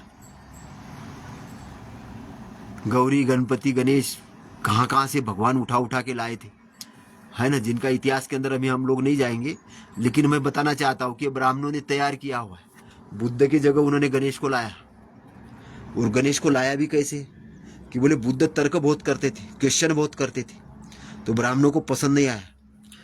आपने सुकरात को देखा होगा, सुकरात को जहर का प्याला दिला गया कि प्रश्न करता था, क्वेश्चन खड़ा करता था, तो बस उसको वहां के सम्राटों को समझ में नहीं आया कि यार ये क्वेश्चन करता है, तो जहर का प्याला दिला दिया उसको। भारत के अंदर में तथागत को क्या किया, तथागत की मुंडी काट दी गई। तथागत जाने के बाद उनका बोले तर्क धर्म विरोध में, तर्क धर्म के विरोध में है, और जो तर्क करेगा वो धर्म विरोधी है। तो और तथागत कहते कि म्यान के अंदर अगर तलवार है और म्यान में ही है, उसको बाहर नहीं निकालू जाए तो उसे कोई काट ही नहीं सकते किसी को। म्यान में तलवार है, अब तुम युद्ध में गए और तलवार म्यान में ही, तो शत्रु के ऊपर वार करना है, कैसे वार करोगे, म्यान में है, म्यान में निकालना बिल्कुल मना है। तो ऐसी विचार है, विचार आपके पास, लेकिन तर्क करोगे तो वो बाहर निकलेंगे। लेकिन बोले तर्क नहीं करना है, तर्क धर्म के विरोध में। तर्क को धर्म के विरोध में बोलकर क्या किया, तुम्हारा जो बेसिक स्ट्रक्चर है वो खत्म कर दिया। तुम्हारा जो फर्स्ट लाइन थी, म्यान में से तलवार निकलनी थी बाहर, लेकिन निकालनी नहीं दिया। तर्क मत करो, इसलिए तुमने गणपति बाप्पा मोरया और आधा लड्डू चूरे के नारे लगाए। और उनको पूछा गया कि भाई गणपति कैसी उत्पत्ति, तो माँ पार्वती ने मैल से उत्पत्ति की। मतलब पहले एक माता का अपमान कर दिया कि माता मतलब गर्भ धारण नहीं कर सकती, उस गर्भ के अंदर बच्चे को नहीं पाल सकते, बोले मिट्टी से बना दिया। फिर वो शंकर जी को पगला घोषित कर दिया कि वो अपने पहचाना नहीं, उसने तो काट ही दिया उसका सर, वो बोले कि सुरक्षित रहने के लिए। फिर वहां से तो और ज्यादा कर दी जात की, तो और ये कर दी कि फिर एक हाथी को ही करवा दिया। बोले अब वो सर काटा तो वो वही सर नहीं जोड़ सकता, वो हाथी का सर लाके जोड़ने की कोशिश की। मतलब अब वहां पे तर्क ये लगाने वाली है कि जो व्यक्ति हाथी का सर जोड़ सकता तो वो गणेश का सर वहीं पे पड़ा हुआ सर क्यों नहीं जोड़ सकता। बोले तर्क करोगे तो आपको सारी चीजें समझ में आएगी कि मैल से कोई बच्चा तैयार होता नहीं। फिर हाथी का सर आदमी के बच्चे को लग नहीं सकता। हाथी इतना बड़ा होता है, इतना बलशाली होता है, उसका बच्चा ही का शरीर बहुत बड़ा होता है। और ये आदमी का बच्चा ये कितना बड़ा रहा होगा, 3 किलो का, 4 किलो का, 5 किलो का। तो 5 किलो का बच्चा वो हाथी के सर के जो ये होगा वो कितना बड़ा होगा। लेकिन हमने हमारे जो ये शास्त्र लिखने वालों ने गणेश जी को जोड़ दिया। अब पहला बोला ये बुद्धिमान, सबसे बड़ा बुद्धिमान यही है, इसका सबसे पहले पूजन तुम ही करो, और सबसे पहले गेट के सामने उसी को लगाया। तो सबसे पहले इंटेंशन आप क्या दे रहे हो? हम ब्राह्मणों के गुलाम हैं, ब्राह्मणों के विचारधारा। तो बुद्धिज्म विचारधारा को खत्म करने के लिए, क्यों खत्म कर नहीं सकते, उसको डाइल्यूट करके डाइवर्टिफाइड कर दिया। इसलिए महाबोधि टेम्पल के अंदर में उन्होंने गणेश जी को घुसाने की कोशिश की, राम का घुसाने की कोशिश की, शिवलिंग घुसाने की कोशिश कर रहे, देवी के चमत्कार मंदिर बताने की कोशिश कर रहे। पूरा का पूरा टेम्पल को निस्ता नाबूद करने का प्रोग्राम यहाँ के मूड पंडितों ने किया है। और ऐसे निठल्ले जैसे वहां पे रामायण लेके बैठते हैं, ऐसे दिखाने के लिए विदेशी पर्यटकों की पता नहीं क्या इनके अंदर में शर्म भी नहीं है, लाज नहीं लगती वहां बैठने के लिए, कि वो वहां पे महाबोधि टेम्पल के नीचे तथागत को ज्ञान प्राप्त हुआ। जापान का उसके कारण डेवलप हुआ, चाइना का डेवलप हुआ, 85 कंट्रीज के अंदर में बुद्धिज्म गया, और जहां ज्ञान प्राप्त हुआ वहां रामायण लेके पंडा बैठा रहता है और बोलता है इधर 5 पांडव आए थे। और वो अंदर में जाओ तो वो शिवलिंग का ऐसा करता है, हाँ ऐसा करता है। मैंने बोला कर क्या रहे हो तुम? वो बोलता है आप भी ऑफिसर, मैं भी ऑफिसर, आप भी ऑफिसर, क्योंकि मैं भी सूट बूट पे था अंदर गया। तो वो बोले आप भी ऑफिसर, मैं भी ऑफिसर। मैंने कहा फिर क्या हुआ? बोले पुरातत्व में जाके बोलो, उनके आदेश से मैं कर रहा हूं। मैं नहीं मानता कि यहाँ पे लिंक पिंड है, लेकिन वो पर्स के ऊपर में ऐसा ऐसा कर रहा था। पागलपन की हद होती है यार, तुम्हारी पागलपन की हद होती है, तुम्हारी नालायकी की भी हद होती है। इतने बेशरम बन चुके हो, इतने नालायक बन चुके हो, शर्म नहीं आती तुम्हें चोरी करते वक्त, शर्म नहीं आती तुम्हें झूठ बोलते वक्त, शर्म नहीं आती तुम्हें सब करते हो। और तुम्हारा नंगा नाच तो और भी चालू, आप तुम देख के आप सब कॉन्स्टिट्यूशन की चोरी कर रहे हो, धाराओं की चोरी कर रहे हो, और न्याय दे रहे हो। न्यायाधीश बन के तुम गड़बड़ न्याय देने की कोशिश कर रहे हो। न्यायाधीश बन के तुम्हारी न्यायपालिका बिकने के कगार पे तुमने खड़ी कर दी, प्रशासन तुमने बिकने के कगार पे खड़ा कर दिया, नेताओं को ऐसा तुमने खड़ा कर दिया, और देश का बर्बादी का हाल तुमने लिखना शुरू कर दिया। और तुम्हारी बेइज्जती तब होती है जब ट्रंप जैसा एक राजनेता तुम्हारे यहाँ के बच्चों को हाथ में पैर में हथकड़ियां डाल के भारत में प्लेन में बिठा के भेजता है, तब भी तुम्हें शर्म नहीं आती कि यहाँ डेवलपमेंट होना चाहिए। वो बोलता है कि 24 घंटे के अंदर में आ जाओ, 24 घंटे के अंदर में आ जाओ, नहीं तो ये 1 लाख का वीजा है 80 लाख का हो जाएगा। और तुम भागे भागे करते हो, देश के लोगों को तुम गुलाम बना रहे हो, और छोटे छोटे देश चाइना के आगे हाथ पैर फैला रहे हो, और ये बोल रहे हमारे लिए कुछ करो, इधर दान करो, ये करो। भिखमंगा बना दिया इस देश को, भिखमंगा बना दिया। सारा लोन इतना 90% जीडीपी के बराबर तुमने लोन ले लिया, इस देश के ऊपर कर्जा डाल दिया, पूरा का पूरा कर्जा में देश डाल दिया। और तुम पूछ रहे हो कि 75 साल में हमने स्वर्णिम भारत बनाया। तुमने स्वर्णिम भारत बनाया कि इसको क्या भारत बनाया? तब $1 की कीमत जो थी आज $1 के 80-90 के बराबर हो, तब $1 1 रुपये के बराबर में था। चाइना की जीडीपी हमारी जीडीपी बराबर थी, अब चाइना सेकंड नंबर पे आ गया और हम किधर चले गए? तुमने इस देश का सत्यानाश करने की कोशिश की, और करने के लिए जिम्मेदार कौन है? ये हमारे लोग हैं। बाबा साहब ने बोला था जाओ अपने घर के दीवारों पे लिखो कि तुम इस देश की शासन करती जमात हो, लेकिन तुम शासन करती जमात तो बनने के बजाय कुत्ते बन गए हो, पूछ हिलाने वाले कुत्ते। और ये दलाली का कार्यक्रम महात्मा गांधी ने पूरा पेक्टर से चालू किया था। महात्मा गांधी ने बाबा साहब की बातें चलने नहीं दी, इसलिए स्वतंत्र लीडरशिप तैयार नहीं उस दिन से, और उस दिन से नहीं हुई तो उसकी व्यवस्था फिर प्रशासन के अंदर में आई, प्रशासन के अंदर में आए तो इसलिए कांशीराम साहब ने अपना रिस्ट्रक्चराइज आंदोलन चलाया। लेकिन वो रिस्ट्रक्चराइज आंदोलन भी उनके जाने के बाद में दिशाविहीन हो गया, क्योंकि बाबा साहब के साथ जो दुर्गति हुई वो कांशीराम के साथ हुई, क्योंकि उनको संभालने वाली सेकंड लाइन की लीडरशिप है हमने तैयार नहीं की, क्योंकि हमने ऐसे स्कूल कॉलेज ऐसे एजुकेशन सेंटर खड़े नहीं किए। इसलिए हमें रिस्ट्रक्चराइज करने की जरूरत है, आंदोलन को रिस्ट्रक्चराइज करने की जरूरत है, हमारे गोल को रिस्टेबलिश करने की जरूरत है। हमें समझने की जरूरत है कि इसको रिस्ट्रक्चराइज रिस्टेबलिश कैसे किया जाए, क्योंकि अगर ये नहीं कर रहे हो, ये नहीं कर रहे हो तो फिर आप क्या कर रहे हो? ये अगर नहीं कर रहे हो तो फिर आप क्या कर रहे हो? रिस्ट्रक्चराइज अगर नहीं कर रहे हो तो फिर क्या कर रहे हो? आंदोलन की आपके पास एनालिसिस क्या है? केवल टेंट लगा लगा के भाषणबाजी, देखिए हम पिछवाड़े पे लात मारेंगे ये बोल के काम नहीं चलने वाला। ये बोल बोल के काम नहीं चलने वाला है। तो हम लोगों ने जो अभी डेवलपमेंट खड़ा करना है, हमें रिस्ट्रक्चराइज खड़ा करना है अपने समाज को, क्योंकि हमने केवल अभी तक राजनीति की बातें की, सोशल की बातें की, डेवलपमेंट की बातें करना है की ही नहीं। हम आज भी दूसरों के स्कूलों के ऊपर डिपेंड है। सरस्वती विद्या मंदिर में हमारे बच्चे पढ़ रहे हैं, या कहीं थोड़ा बहुत अभी चर्च वाला एजुकेशन है, वो ठीक है, वो ठीक है, बच्चों को ठीक है। लेकिन हिंदू मेंटालिटी के, ब्राह्मण मेंटालिटी के जो स्कूल है, वहाँ पे हमारे बच्चों के साथ एट्रोसिटी होने लग गई है। पूछ लिया जाता है कि काय में आते, कौन से कास्ट में आते, उसके साथ गलत व्यवहार किया जाता है। और वो बोलते भी है कभी कभी, हम किसानों के बच्चों को अपने स्कूल में एडमिशन नहीं देंगे, अनपढ़ लोगों को नहीं देंगे, कामगारों को नहीं देंगे, ऐसा बोला है, मुझे मालूम है। कुछ कुछ लोग संस्कृति के नाम वाम से कुछ स्कूल आए थे, उनके टीचरों ने ये चीज कहा। मैं संस्कृति का नाम का समझ गया कि मैंने कहा ये संस्कृति कौन सी डेवलप करने की बात कर रहे हैं। तो हमें मल्टीप्लाई इंटेलेक्चुअल लोगों की तैयारी करनी पड़ेगी, मल्टीप्लाई इंटेलेक्चुअल लोगों को तैयार करना पड़ेगा, क्योंकि आज हमारे लोगों को जो नापा जाता है, उनके ब्रेन को नापा जाता है, केवल स्कूल कॉलेज की एजुकेशन से नापा जाता है कि कितनी डिग्रियां हैं। और ये डिग्रियां केवल शाब्दिक है, रटन, उन्होंने कोर्स को रटा है, और कैलकुलेटी है, गणिती है, रटा और गणिती है। प्रैक्टिकली बहुत कम एजुकेशन दिया जा रहा है। प्रैक्टिकली मैं ये पूछना चाहता हूँ कि कितनी क्लासेस के अंदर में ध्यान की क्लासेस दी जाती है। मैं देखता हूँ कि कुछ मेडिकल कॉलेज में अगर मुर्दों पे ऑपरेशन करने का प्रैक्टिकल होता है, कुछ जगह इंजीनियरिंग कॉलेजों में होता होगा प्रयोग, तो बाकी जगह में तो पूरा लेक्चर होता है। कि लॉ भी अगर कराएंगे तो वो नहीं ले जाएंगे कि चलो भाई वहाँ खड़े होके आपको बहस करना है, बहुत कम कॉलेजेस ऐसा कर पाते। हिस्ट्री का है तो चलो भाई पुरातत्व विभाग में घूम फिर के आओ, वो भी नहीं करेंगे, बोलेंगे पढ़ लो। तो जो भी हमारे स्कूल कॉलेजेस है, ये इंटेलेक्चुअलिटी डेवलपमेंट का काम नहीं कर रहे, शाब्दिक रटन टोता और गणितीय कैलकुलेशन इतना है। और वो कैलकुलेशन करने वाले लोग, ज्योमेट्री पढ़ने वाले लोग, ये जो पढ़ने वाले लोग हैं, इनको पता ही नहीं होता कॉलेज से निकलने के बाद क्या करना है। और इसलिए वो पूछते अब बताइए क्या तैयारी करूं मैं, कहाँ पढ़ाई करूं। और हम बोलते हमारे यहाँ इतने लोग बेरोजगार हैं, पढ़ लिख के बेरोजगार हो गए। पढ़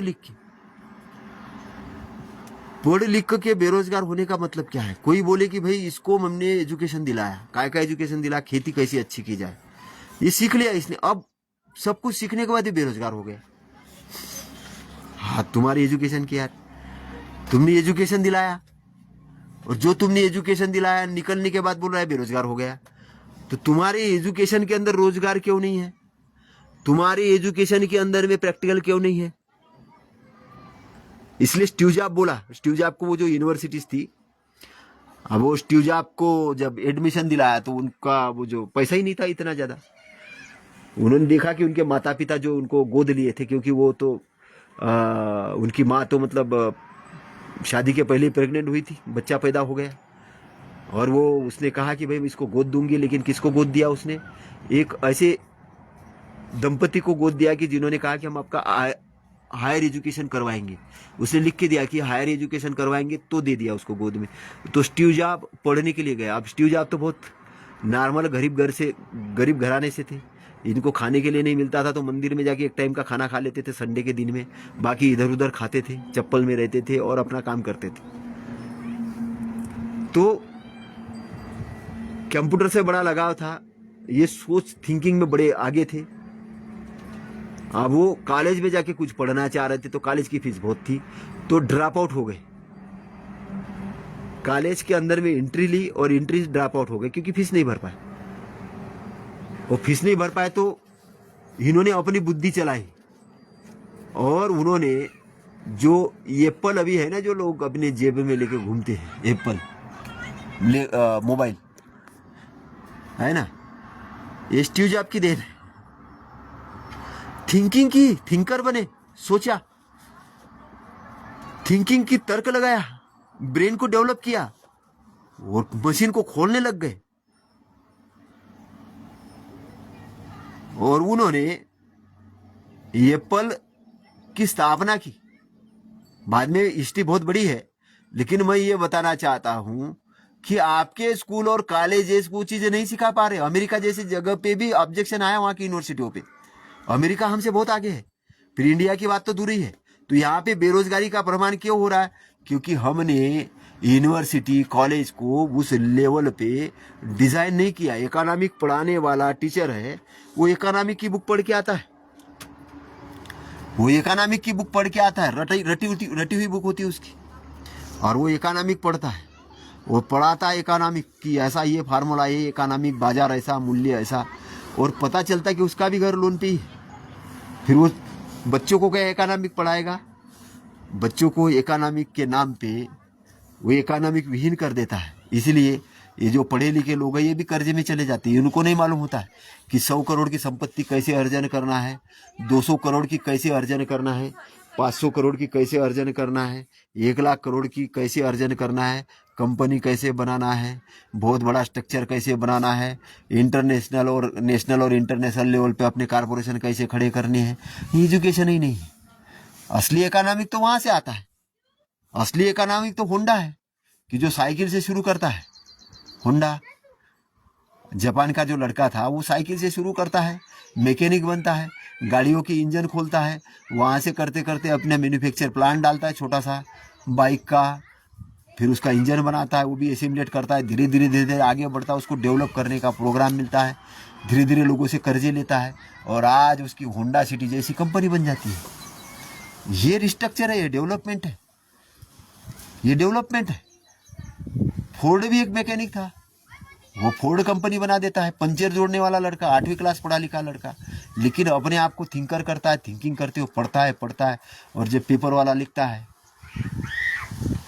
लिखता है, एक अनपढ़ आदमी मल्टी मिलियनियर बन गया। जब घोषित किया जाता है अमेरिका में कि हेनरी फोर्ड ये दुनिया के सबसे नंबर 1 रिचेस्ट है, तो रिचेस्ट है जैसी आता है खबर, तो खबर आते बराबर पेपर वालों को, पेपर तो पेपर वाले होते, पत्रकार, उनको गुस्सा आता है कि यार हम इतने पढ़े लिखे लोग, हम इतने जानकार लोग, हम इतने ज्ञानी लोग, हमारी तो बेइज्जती हो गई। ये आदमी दुनिया का सबसे नंबर 1 बन गया और ये तो 8वीं क्लास ही पढ़ा लिखा है।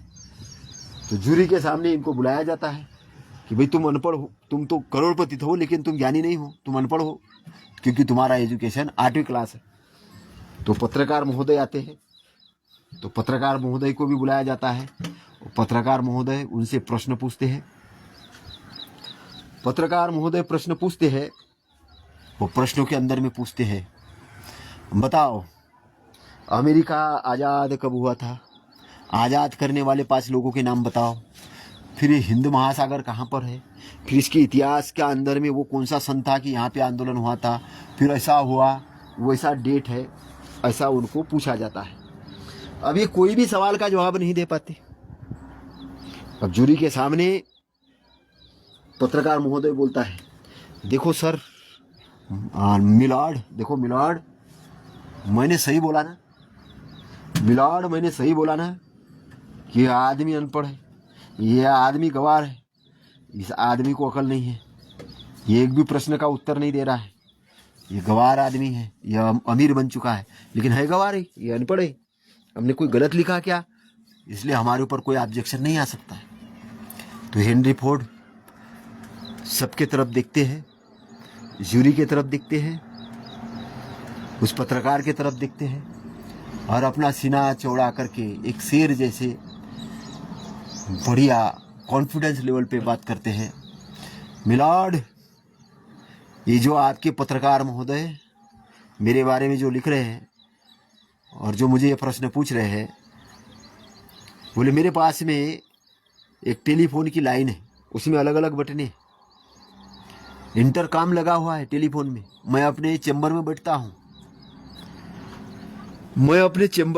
हूँ, और मुझे ऐसे जिस प्रश्न का उत्तर चाहिए होता है उन लोगों को मैं नौकरी पे रखता हूँ, और फिर मैं अपने चैम्बर से एक बटन दबाता हूँ और उस बटन दबा के उस आदमी को बुलाता हूँ जिसका मुझे प्रश्न का उत्तर चाहिए, उसको पूछता हूँ कि इसका उत्तर बता।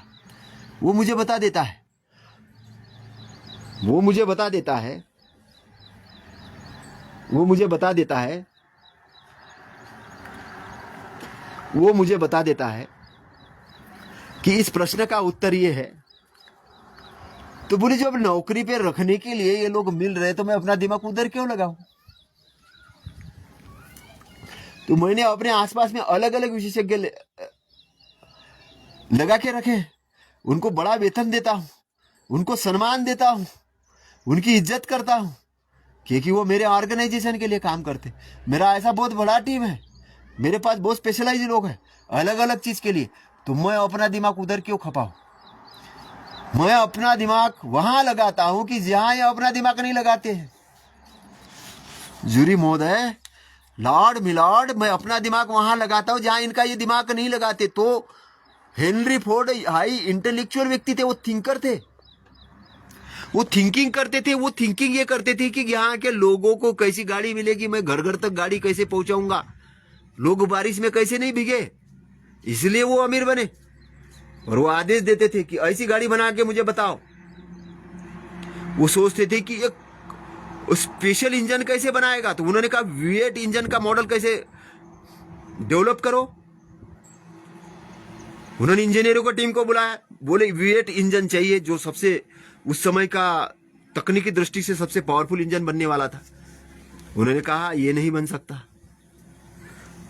तो उन्होंने कहा नहीं बन सकता, नहीं, ये मैं सुनने के लिए तैयार हुई नहीं, ये कैसे बनाना इधर सोचो, ये आपको बनाना है। और अगले 6 महीने के अंदर में मुझे बन के चाहिए। इंजीनियर आए, 6 महीने के बाद में अपना मुंह लटकाए, बोले नहीं बन रहा है, बन ही नहीं सकता। बोले जॉब से फायर कर दूंगा, मुझे किसी भी हालत में बना के दिखाओ और इतने इतने घंटे के अंदर में इसका फॉर्मुलेशन करके लाओ, और नहीं आया तो आपको फायर कर दूंगा जॉब से, नहीं चाहिए आप जैसे लोग मुझे। अब मरता ने क्या ना करता, सबने सोचा कि इतनी बड़ी जॉब है, इतने अच्छा वेतन है, इतनी अच्छी यहाँ क्रेडिबिलिटी है, ये सब खींचने वाले हैं हमारे सारी चीजें। तो वहां पर उन्होंने सोचना बंद कर दिया कि कैसे नहीं बनेगा। उन्होंने वो सोचना चालू किया कि कैसे बन सकता है, कैसे बन सकता है। और कुछ ही घंटों में अगले उन्होंने वो V8 इंजन इजाद कर दिया। इसको बोलती इंटेलेक्चुअलिटी। आज जो लोग सोचते हैं कि भारत के अंदर में ब्राह्मणी राज्य खत्म नहीं हो सकता, और उसके बहुत सारे कारण देते हैं, हमें नहीं चाहिए कारण, हमें वो लोग चाहिए कि ये खत्म कैसे हो, भारत में संविधान का राज्य कैसे स्थापित हो, ये सोचने वाले लोगों की जरूरत है। और मैं ये सोशल लीडरशिप, जो लीडरशिप करने वाले लोगों को एक ब्रेन देना चाहता हूं। मैं इनको ये बोलना चाहता हूं कि भारत में पीसफुल शांति कैसे स्थापित हो। अगर हमारे एक नेता बोल रहे कि 2030 तक हम भारत को दंगा मुक्त कर देंगे, हिंदू मुस्लिम नाम के दंगे खत्म कर देंगे, और मुझे मालूम है ये हो जाएगा, लेकिन हमारा ऑब्जेक्ट हिंदू मुस्लिम दंगा खत्म करना ही नहीं है, हमारा ऑब्जेक्ट भाईचारा निर्माण करना भी है। हमारा ऑब्जेक्ट केवल दंगा खत्म करना नहीं है, हमारा ऑब्जेक्ट केवल खेती को उजाड़ करके चुपचाप बंजर भूमि को ये नहीं, उसको सुपीक बना के उसके अंदर बीज डाल के उसको उपजाऊ भी बनाना है। हमें इस समाज को रिस्ट्रक्चराइज बनाना है, और हमारे आंदोलन में वो चीजें हैं। मैं पिछले बार भी जैसे बोला था, आज भी बोल रहा हूं, पिछले बार भी जैसे बोला था कि हमारा आंदोलन अगर सक्सेस होता है, सावित्रीबाई फुले ने आंदोलन चलाया, इसलिए इंदिरा गांधी प्रधानमंत्री बनी। ब्राह्मणों की कई लड़कियां, कई महिलाएं कलेक्टर बन रही है, जज बन रही है, उद्योगपति बन रही है, उद्योगपति बन रही है बड़े सम्मान का, जो because of Savitribai Phule, because of Savitribai Phule, Jyotiba Phule. हमारा आंदोलन सक्सेस होता है तो ब्राह्मण भी इज्जत के साथ ही रहेगा इस देश में। बस वो नेतागिरी नहीं करेगा, षड्यंत्रगिरी नहीं करेगा, लेकिन वो इंसान बन के रहेगा, उसको भी इज्जत मिलेगी, उसको भी सम्मान मिलेगा, उसकी बहन बेटी भी सुरक्षित रहेगी, उसको भी गलत नजर से कोई नहीं दिखेगा, उसके ऊपर कोई बलात्कार का कांड नहीं कर सकता, उसके साथ भी चोरी की घटनाएं नहीं होगी, उसको भी इंसान का दर्जा मिलेगा, उसको भी सम्मान का दर्जा मिलेगा। क्योंकि हमारी संस्कृति बहुजन हिताय बहुजन सुखाय वाली है। लेकिन गलती से भी ब्राह्मणों का वर्ण व्यवस्था का शासन स्थापित हो गया, ये याद रखना। बहुत बड़ी वार्निंग दे रहा हूं, उस वार्निंग को बहुत अच्छे से सुन लेना, बहुत ध्यान में दिमाग में गांठ बांध देना। तुम्हारे माता पिताओं को, तुम्हारे पूर्वजों को पीने का पानी भी नहीं मिलता था, याद रखना। इतिहास याद रखना। बहुत कायर लोग हैं, बहुत मानवता विहीन लोग हैं, बहुत बेकार संस्कृति है। वर्ण व्यवस्था, जाति व्यवस्था की जो मनुस्मृति की संस्कृति है, ये केवल मनुस्मृति लिखित में नहीं है, ऐसा किया है। जिंदा जिंदा महिलाओं को जलाया है। सती प्रथा के नाम पे पति मर गया इसलिए महिलाओं को जलाया। सोचो, आज की लड़कियों को ये चीज बताओ कि तुम्हारा पति मर गया तो तुमको जिंदा जलाएंगे उसी चिता में, तो आज कितना हंगामा खड़ा होगा। संविधान आ जाएगा वहां पे आड़े, पुलिस प्रशासन आ जाएगा, नेता आ जाएगा, विदेशी मीडिया आ जाएगा, पूरा हंगामा मचेगा। लेकिन उस समय यही पंडित, ये मूड पंडित ढोल बजाते थे। वो महिला सती नहीं बनना चाहती थी, पकड़ पकड़ के जवान जवान लड़कियों को इन्होंने जलाया है। क्रूर है, मार का एरिया क्रूर है, अज्ञान का एरिया क्रूर है। उस क्रूरता के अंदर में वो अपनी विजय देखते हैं। इन्होंने सदियों तक महिलाओं को अनपढ़ रखा, अपनी माता बहनों को अनपढ़ रखा। इन्होंने सदियों तक यहाँ का वैज्ञानिक, यहाँ का ज्ञानी आदमी को अनपढ़ रखा, उसको शूद्र बना के रखा, शिक्षा से वंचित रखा, पीने का पानी नहीं पीने दिया, उनको हॉस्पिटलिटी नहीं, उनको जानवर से भी बदतर हालत रखा। और तुम नालायक लोगों आज भी उनका मंदिर बनाने के लिए दान कर रहे हो। तुम बोल रहे हो कि हम सनातन धर्म लाएंगे, वर्ण व्यवस्था धर्म लाएंगे और विश्व में हिंदू राज्य की स्थापना करेंगे। अरे 2 जूते लगाओ उसको जो बोल रहा है वर्ण व्यवस्था का शासन लाऊंगा, उसको 2 जूते लगाओ जाके उनके मुंह पे कि हरामखोर, तू संविधान के कारण यहाँ पे जिंदा है, संविधान के कारण तेरे को बोलने का अधिकार मिला है, तो ये गलत चीजें बोलने को अधिकार मिला है तेरे को, ये षड्यंत्र करने के लिए मिला है। तुम नेताओं को जब तक अभी स्टेज से खींचोगे नहीं उनको गलत बोलने के लिए, तुम्हारा आंदोलन सक्सेसफुल नहीं होने वाला। और ये कोई सामान्य काम नहीं है, ये कोई सामान्य काम नहीं है, क्योंकि वो कुत्तों का झुंड जैसा आता है वैसे वो कुत्ते बन के आते हैं। तो तुम्हें शेर बनना होगा, तुम्हें शेर की टीम है, तुम की शेर की औलाद हो, तुम कुत्तों की औलाद नहीं हो। तुम्हें झुंड के रूप में जाना पड़ेगा, टीम के रूप में जाना पड़ेगा और इन कुत्तों को भगाना पड़ेगा। इनके ब्राह्मणी व्यवस्था को, इनकी वर्ण व्यवस्था को भगाना पड़ेगा, इस देश से खत्म करना पड़ेगा। खत्म करने का मतलब क्या है? खत्म करने का मतलब क्या, फिर गलत नहीं समझना। खत्म करने का मतलब है कि उसके स्थान पे अच्छी चीजें लगाना पड़ेगा। अगर तुम चाहते इस खेत से कटीले पेड़ नहीं उगे, घास फूस नहीं उगे, तो बीजारोपण करो अच्छी चीजों का, अच्छी खेती करो, पानी लगाओ। और जो भोगने वाले कुत्ते थे वो भी आपको चाटुकारी करने आएंगे। क्यों? क्योंकि उनको भी अब अच्छा मांस खाने के लिए मिला होगा, अच्छा भोजन मिलेगा, उनको भी रहने को अच्छा स्थान मिलेगा। तो वो आवारा कुत्ते नहीं बनेंगे, वो डिसिप्लिन वाले कुत्ते बनेंगे, आपके लिए काम करेंगे, वो आपका संरक्षण करेंगे। फिर आप राजा महाराजा बनोगे, आपका संरक्षण बनोगे। आप भी उनके साथ में कोई अच्छी पोस्ट है तो दे देना। कुत्तों को भी अच्छी पोस्ट दी जा सकती है, कुत्तों को भी मिलिट्री में दिया जाता, प्रशिक्षित कुत्तों को। तो ये प्रशिक्षित हो जाएंगे, ये डिसिप्लिन में आ जाएंगे। इनको भी अपना मुनीम बनाना, इनको भी अपना प्रधानमंत्री बनाना, लेकिन बनाना कब? जब वो प्रशिक्षित हो जाएंगे। प्रशिक्षित हो जाएंगे, लेकिन आज प्रशिक्षित नहीं है, आज प्रशिक्षित नहीं है। आज ये तो हमारे लोगों को भी पागल बना के वहां पे बिठा रहे। वो भी वर्ण व्यवस्था की दुहाई दे रहा है, वो भी वो कुछ आके बोलता है हमारे आदमी कभी कि महिलाओं को पढ़ लिख के क्या करना है। हमारा आदमी बोलता है क्या करना है पढ़ लिख के। और बाबा साहब ने 22 प्रतिज्ञा क्यों दी, और बाबा साहब ने बुद्ध धर्म क्यों दिया, और हिंदू धर्म ही अच्छा था। मैंने कहा बोलने का अधिकार कहाँ से मिला? संविधान से मिला, आर्टिकल 19 से मिला ना। ये कहाँ से मिला? संविधान से मिला। और संविधान को हिंदू वाला संविधान बना दिया जाए, मनुस्मृति वाला, साला तुम बोल भी नहीं पाओगे, भूलो मत। इसलिए बुद्धियों को रिस्ट्रक्चराइज करना जरूरी है, बिलीफ को रिस्ट्रक्चराइज करना जरूरी है ना। और इसलिए उद्यमी की बुद्धि तैयार करनी पड़ेगी। यहाँ पर अब हमें स्कूल कॉलेजों में क्या पढ़ाना पड़ेगा? बिजनेस कैसे क्रिएट करना है। उद्यमी की अलग बुद्धि होती है। मैं हेनरी फोर्ड का या एप्पल वालों का या मतलब एलन मस्क का जो उदाहरण देता हूँ, उनकी बुद्धि अलग तरीके से उन्होंने डेवलप की है। स्कूल कॉलेज का प्रोफेसर वो नहीं सिखा पाता है, क्योंकि वो टीचर है, उसने भी एक किताब पढ़ी है, उसने भी एग्जाम पास करी है, और वो वही चीज़ बताएगा। साइकिल चलाने के बारे में पढ़ा सकता है, साइकिल तुम्हें चलाना होगा, साइकिल का हैंडल पकड़ना होगा, वो प्रैक्टिकली अनुभव है। तथागत मार्ग बता सकते हैं कि ये मार्ग पे जाओ, लेकिन चलना तुम्हें होगा। तुम चलोगे, मुक्ति तुम्हारी होगी। केवल पढ़ोगे, गुणगान करोगे तो केवल गुणगान करके रहोगे, लेकिन हमने गुणगान को ही आंदोलन बना दिया। इसलिए मेरी जय जयकार करने के बजाय मेरे अधूरे काम पूरे करो, ये बाबा साहब कहते हैं। और तथागत क्या कहते हैं? मैं मार्गदाता हूं, मोक्षदाता नहीं हूं। मैं मार्गदाता हूं, मोक्षदाता नहीं हूं। तथागत ने वही बात अलग तरीके से कही कि तुम मुझे मोक्षदाता बनाना मत, मेरी जय जयकार करने में मत लग जाना। और इसलिए उन्होंने कहा कि मैं एक सामान्य महिला के पेट से पैदा हुआ हूं। और हम लोगों ने तथागत के नाम से बहुत शास्त्र लिख दिए। हमारी बुद्धि बहुत डेवलप हो गई। हमें चमत्कार वाला बुद्ध खड़ा कर दिया। पहले जन्म में तथागत ये थे, वो पारमिता पूरी कर रहे थे, पहले वानर योनि में थे। और हमने उनको बताया, माँ विपश्यना के गोदी में जाके बैठ गए वो।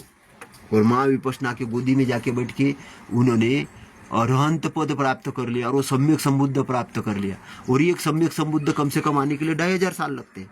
और उस समय भी तथागत फिर कुछ कुछ लोग आए, उन्होंने कहा ये 28 बुद्ध थे। 27 बुद्ध कौन? 27 पूरे ब्राह्मण नहीं थे। हमने महावंश ग्रंथ लिखा, हमने तथागत की परिभाषा को मटियामेट करने का काम किया।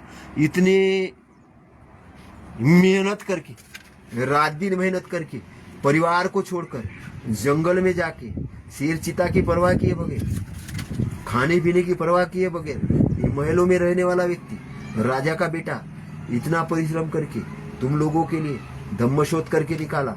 और वो अमूल्य धन संपत्ति तुम्हारे हवाले की, और तुम उसकी व्याख्या कर रहे हो अपने अनुसार। इसी कमरे में बैठ के, ध्यान सेंटरों में बैठ के बोल रहे तथागत सम्यक संबुद्ध पहले जन्म में ये थे। तथागत को पूछो क्या थे पहले जन्म में? बोले अव्याख्यात। इसका क्या मतलब है? जब तथागत ने अपने मुख से बताया नहीं तो तुम कौन होते हो? तथागत पहले जन्म में क्या थे व्याख्या बताने वाले? क्योंकि तुम इसलिए बता रहे हो क्योंकि तुम्हारी बुद्धि भ्रष्ट बुद्धि हो गई, तुम्हारी विपश्यना भ्रष्ट विपश्यना हो गई। माँ विपश्यना के गोदी में जाके बैठ गए हो। अच्छा, माँ विपश्यना को भी माँ बना दिया। माँ भारती, माँ विपश्यना। तुमने माँ भारती, माँ विपश्यना और माँ करते करते उस माँ का ही काम लगा दिया। उस माँ को अनपढ़ बना दिया, फिर बाद में उस माँ को देवी बना दिया, उसको मंदिर में बिठा दिया, लेकिन बाद में अनपढ़ भी बना दिया, उसको देवदासिया भी बना दिया। फिर शंकर के साथ उसकी शादी लगाना शुरू की, फिर ब्रह्म कुमारी बना दिया, कुछ कुछ बना दिया। फिर उसका शोषण भी करने लग गए, फिर देविया बना दी। तुमने उसी माँ को देवी बनाई, तुमने उसी माँ को भारत माँ भी बनाया, तुमने उसी माँ को विपश्यना माँ भी बनाया, तुमने उसी माँ को फिर अलग अलग माँ बना के तुमने उसका शोषण भी किया और उसको शूद्र लाइन में भी डाल के रखा अपने ग्रंथों में। तो तुम व्याख्या करने वाले लोग, तुम षड्यंत्र रचने वाले लोग, तुम लोगों के बुद्धि को भ्रष्ट करने वाले लोग, उसी लेवल पे दायरे में बांधने वाले लोग, तुम स्वतंत्र नहीं होने दोगे, तुम स्वतंत्र बुद्धि डेवलपमेंट नहीं होने देंगे। अभी हमारे कुछ मित्र थे, उनको कहा कि बुद्धिज्म का एक पार्ट है, एक अंग है। मन का अंगुत्तर निकाय के अंदर शमत और विपश्यना के बारे में आता है। मेरे ऊपर दहाड़ लगा के बैठे।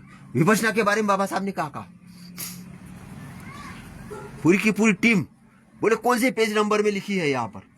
बुद्ध आइडिस धम्मा में 30 साल से पढ़ रहा, कोई बोला 25 साल से पढ़ रहा। मैंने बोला आपके सामने महोदय जी, मैं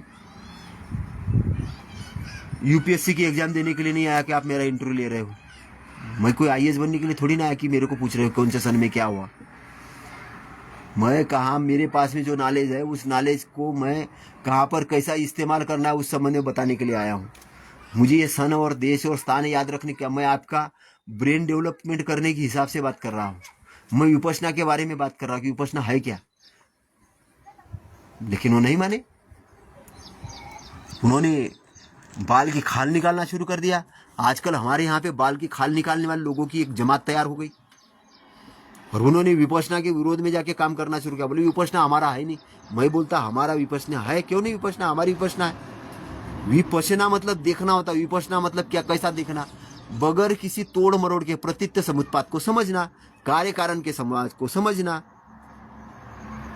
है ना। स्कंदों की उत्पत्ति, विनाश, शरीर का निर्माण होना, कोशिकाओं का बनना, बिगड़ना, विचारों का आना, विचारों का जाना, एक विचारों का आना, एक विचारों को जाना, अवेयरनेस देखते देखते श्वास का, लंबी श्वास का आना, छोटी सांस का आना, गर्म सांस का आना, ये सारी अवेयरनेस के पोजीशन में है ना। जैसे जैसे भाव बदलते सांस बदलते हैं, जैसे जैसे विचार बदलते श्वास बदलती है, श्वास के साथ सारा ये जुड़ता है। तो हम श्वास की तरफ ध्यान रखते रखते पूर्ण शरीर के प्रति जब सजग हो जाते हो, जब आप पूरी अपनी पीठ सीध करके देखते हो, आती जाती श्वास को देखते हो, उसके स्पंदन को देखते हो, तो उतली सांस आ रही उतली देखते हो, गहरी सांस आ रही गहरी देखते हो, गरम सांस आ रही गरम देखते हो, जैसी है उसको वैसी देखते हो। ना अपना कुछ जोड़ते हो ना कुछ अपना घटाते हो, ना कुछ अपना जोड़ते हो और ना कुछ घटाते हो। देखते देखते क्या होता, आपका बोध, आपका अवेयरनेस बढ़ना शुरू होता है शरीर के प्रति। शरीर के प्रति जैसे ही आपका अवेयरनेस बढ़ता है तो आपको अमृत के दर्शन होना चालू हो जाते हैं। जब आपका चित्त शांत हो जाता है देखते ही देखते, तो आपको अंदर से ही शांति महसूस होती है, अनायास से आपको प्रसन्नता आती है, आप उसको भी देखते हो, आपकी मार्ग समझते लगते हो। तो शमत के साथ साथ में विपश्यना आती है। शमत और विपश्यना वही चीज़ है। शमत का मतलब होता है कि शांति, चित्त शांत होते जाता है, चित्त शांत होते जाता है। तो विपश्यना काय के लिए, प्रज्ञा की प्राप्ति के लिए। और प्रज्ञा से क्या होता है कि आपके दुर्गुण वाले जो विचार है वो चित्त से आप बाहर फेंक देते हो उठा के, आपको समझ में आता है, शांत चित्त में आप देख लेते हो। जब चित्त शांत होता है तो उसका पोजीशन ऐसा ही होता है कि जब कोई तालाब होता है, उसके अंदर गंदगी पड़ी थी, आपने गंदगी बाहर निकाल ली, जैसी गंदगी बाहर निकाल ली वो शुद्ध हो गया। शुद्ध हो गया तो आपने ऊपर से देखा तो आपको सारी चीज़ दिख रही, उसके रंगी बिरंगी आपको मछलियाँ है वो भी दिख रही, उसके अंदर रंगी बिरंगी पत्थर पड़े हैं वो भी दिख रहे, उसका रंगी बिरंगी कोई पानी है वो भी दिख रहा, नीले आकाश का आपको उसका प्रतिबिंब भी दिख रहा है, पेड़ है वो भी दिख रहे, आप सारी चीज़ आपको ट्रांसपेरेंसी दिख रहे, जिस चीज़ को आपको देखना था वो देख लेते हो। जैसे ही आपका चित्त शुद्ध होना चालू होता है, आपको सारी अपने अंदर की बुराई दिखती है, बुराई भी दिखती है, उसका सॉल्यूशन भी दिखता है, वो चीज़ को आप बाहर कर देते हो, अच्छी चीज़ को लेते हो। विपश्यना अपने आप में राग और द्वेष और मूर्ता से दूर करने का एक मार्ग है, सिंपल चीज है। लेकिन हमने कहा, तथागत ने कहा, तथागत ने कहा, फिर तथागत ने कहा तो बाबा साहब ने क्यों नहीं लिखा? तो बाबा साहब आपके नौकर थे कि वो लिख के रखेंगे आपके लिए सभी चीजें? आपने उनको कुछ पेमेंट किया है क्या? आपने उनको काम पे लगाया था कि सब कुछ करके जाओ, हमें तो कुछ करने की जरूरत नहीं? तो तुम जानवर हो, बस उतना जितना खाने के लिए देंगे चारा उतना ही खाएंगे, उससे ज्यादा तुम इंसान नहीं हो। तुम्हारी बुद्धि तुम डेवलप नहीं करोगे कि विपश्यना का, ध्यान का, शमत का क्या मतलब था, 37 बुद्धि पक्ष धम्म का क्या मतलब था, तथागत ने कौन सा धम्म निकाला, क्यों निकाला। आपकी कोई जिम्मेदारी नहीं है। आप रिसर्च सेंटर नहीं ये करोगे, आप मठ नहीं बनाओगे, उस तरह की सेमिनरी नहीं बनाओगे, भिक्षुओं के ट्रेनिंग सेंटर्स नहीं बनाओगे, वैसे स्कूल नहीं बनाओगे, वैसे ध्यान सेंटर्स नहीं बनाओगे, त्रिपुरा की स्टडी सेंटर नहीं बनाओगे, पाली के स्टडी सेंटर नहीं बनाओगे, आप इन्वेंशन करने वाले लोगों को तैयार नहीं करोगे, वैसी टीम तैयार नहीं करोगे। तो आपका बाबा साहब का मिशन चला रहे हो कि जय जयकार कर रहे हो, कि अनुयायी बन रहे हो कि मिशन वाले व्यक्ति बन रहे हो, लीडर बन रहे हो कि फॉलोअर बन रहे हो? हमको लीडरशिप की जरूरत है। लीडर वो होता है जो समाज को लीड करता है, समय, देश, काल, परिस्थिति के अनुसार में निर्णय लेता है। इसलिए तथागत ने कहा कि ये भिक्षु ध्यान रखो, मेरा धम्म महासमुंदर जैसा है। समुंदर के किनारों में बदलाव नहीं होता, किनारे किनारे होते, वो ठोस है। तो धम्म की जो नियम है ठोस है, उसमें कोई बदलाव नहीं होगा। विनय के अंदर में बदलाव हो सकता है, समय, काल, देश, परिस्थिति के अनुसार। और भिक्षु आपस में बैठ के, संघ आपस में बैठ के अपने विनय पर पुनर्विचार कर सकता है। उसमें तो शील क्या है? नियम है, विनय है, शील नियम है, उसमें बदलाव हो सकता है समय, काल, देश, परिस्थिति के अनुसार। अगर देश रक्षण की बात आ जाए, कोई आक्रमणकारी हो जाए, तो जरूरत पड़ने पर क्या भिक्षु हथियार उठाएगा या नहीं उठाएगा अपने सुरक्षा के लिए? तथागत की क्या वार्निंग है? तथागत ने बोला है कि शीलों को जब आघात पहुंचे तो भीगी बिल्ली मत बनो। कॉन्स्टिट्यूशन में भी ये लिखा है ना कि आपका फंडामेंटल राइट्स, आपके परिवार के लिए आघात हो, आपके जान माल को खतरा हो, तो आप अपनी सुरक्षा कर सकते हो, अपने परिवार की सुरक्षा कर सकते हो। और इसके अंदर में अगर किसी की जान चली गई, कोई आक्रमणकारी गुंडों का टम किसी की जान चली गई, तो आपके ऊपर वो आक्रमण वाली धारा नहीं लगेगी, आपके बचाव आपको सिद्ध करना पड़ेगा। आपको लाइसेंस वाली बंदूक भी इसी लेवल पे दी जाती है कि आप किसी के पैर पे मारोगे, छाती पे नहीं मारोगे जानबूझ के। और आप चलाने का काम बताओगे, कारण बताओगे। ऐसा ही नहीं दिया गया कि आपको निरपराध लोगों को मारने के लिए। एक आदमी गया, मैंने उसको गोली मार दी, मेरे पास तो लाइसेंस सीधा बंदूक है। जज ने बोला कैसी मारी? बोले वो भाग रहा था तो मैंने पीठ पे मारी। तो जज ने बोला पीठ पे मारी, तुमने अपराध किया, अंदर आ जाओ। तुम्हें कोई चीज दी गई बचाने के लिए दी गई, अपने बचाने के लिए, लोगों की जान लेने के लिए नहीं ली गई। इसलिए संविधान दिया गया। ये संविधान अपना प्रोटेक्शन करने के लिए, देश का प्रोटेक्शन किया। धम्म काय के लिए? अपना प्रोटेक्शन कर, देश किसी जान लेने के लिए नहीं किया गया। शांति व्यवस्था स्थापित करने के लिए धम्म है। संविधान भी उसी के लिए। संविधान धम्म का एक पार्ट है, आप समझना। लेकिन संविधान को चलाएगा कौन? जिंदा लोग चलाएंगे जो धम्म के मार्ग पे है। अगर चोर आदमी के हाथ में खजाना दे दो, वो बोलना यहाँ पे ईमानदारी का शासन चलता, लेकिन आदमी चोर है, तो सब लोग सोए हैं, कहीं आराम तो करने जाते हैं, तो वो अपना रास्ता निकाल लेगा, जेब में भर के ले जाएगा, कुछ भी करेगा। तो जिन्हें लोगों के दिमाग के अंदर में शातिरगिरी भरी है और उनको उच्च पदों पे अगर बिठा दो तो वो क्या करेंगे? वो वही काम कर रहे हैं, उसमें से भी रास्ता निकाल रहे हैं।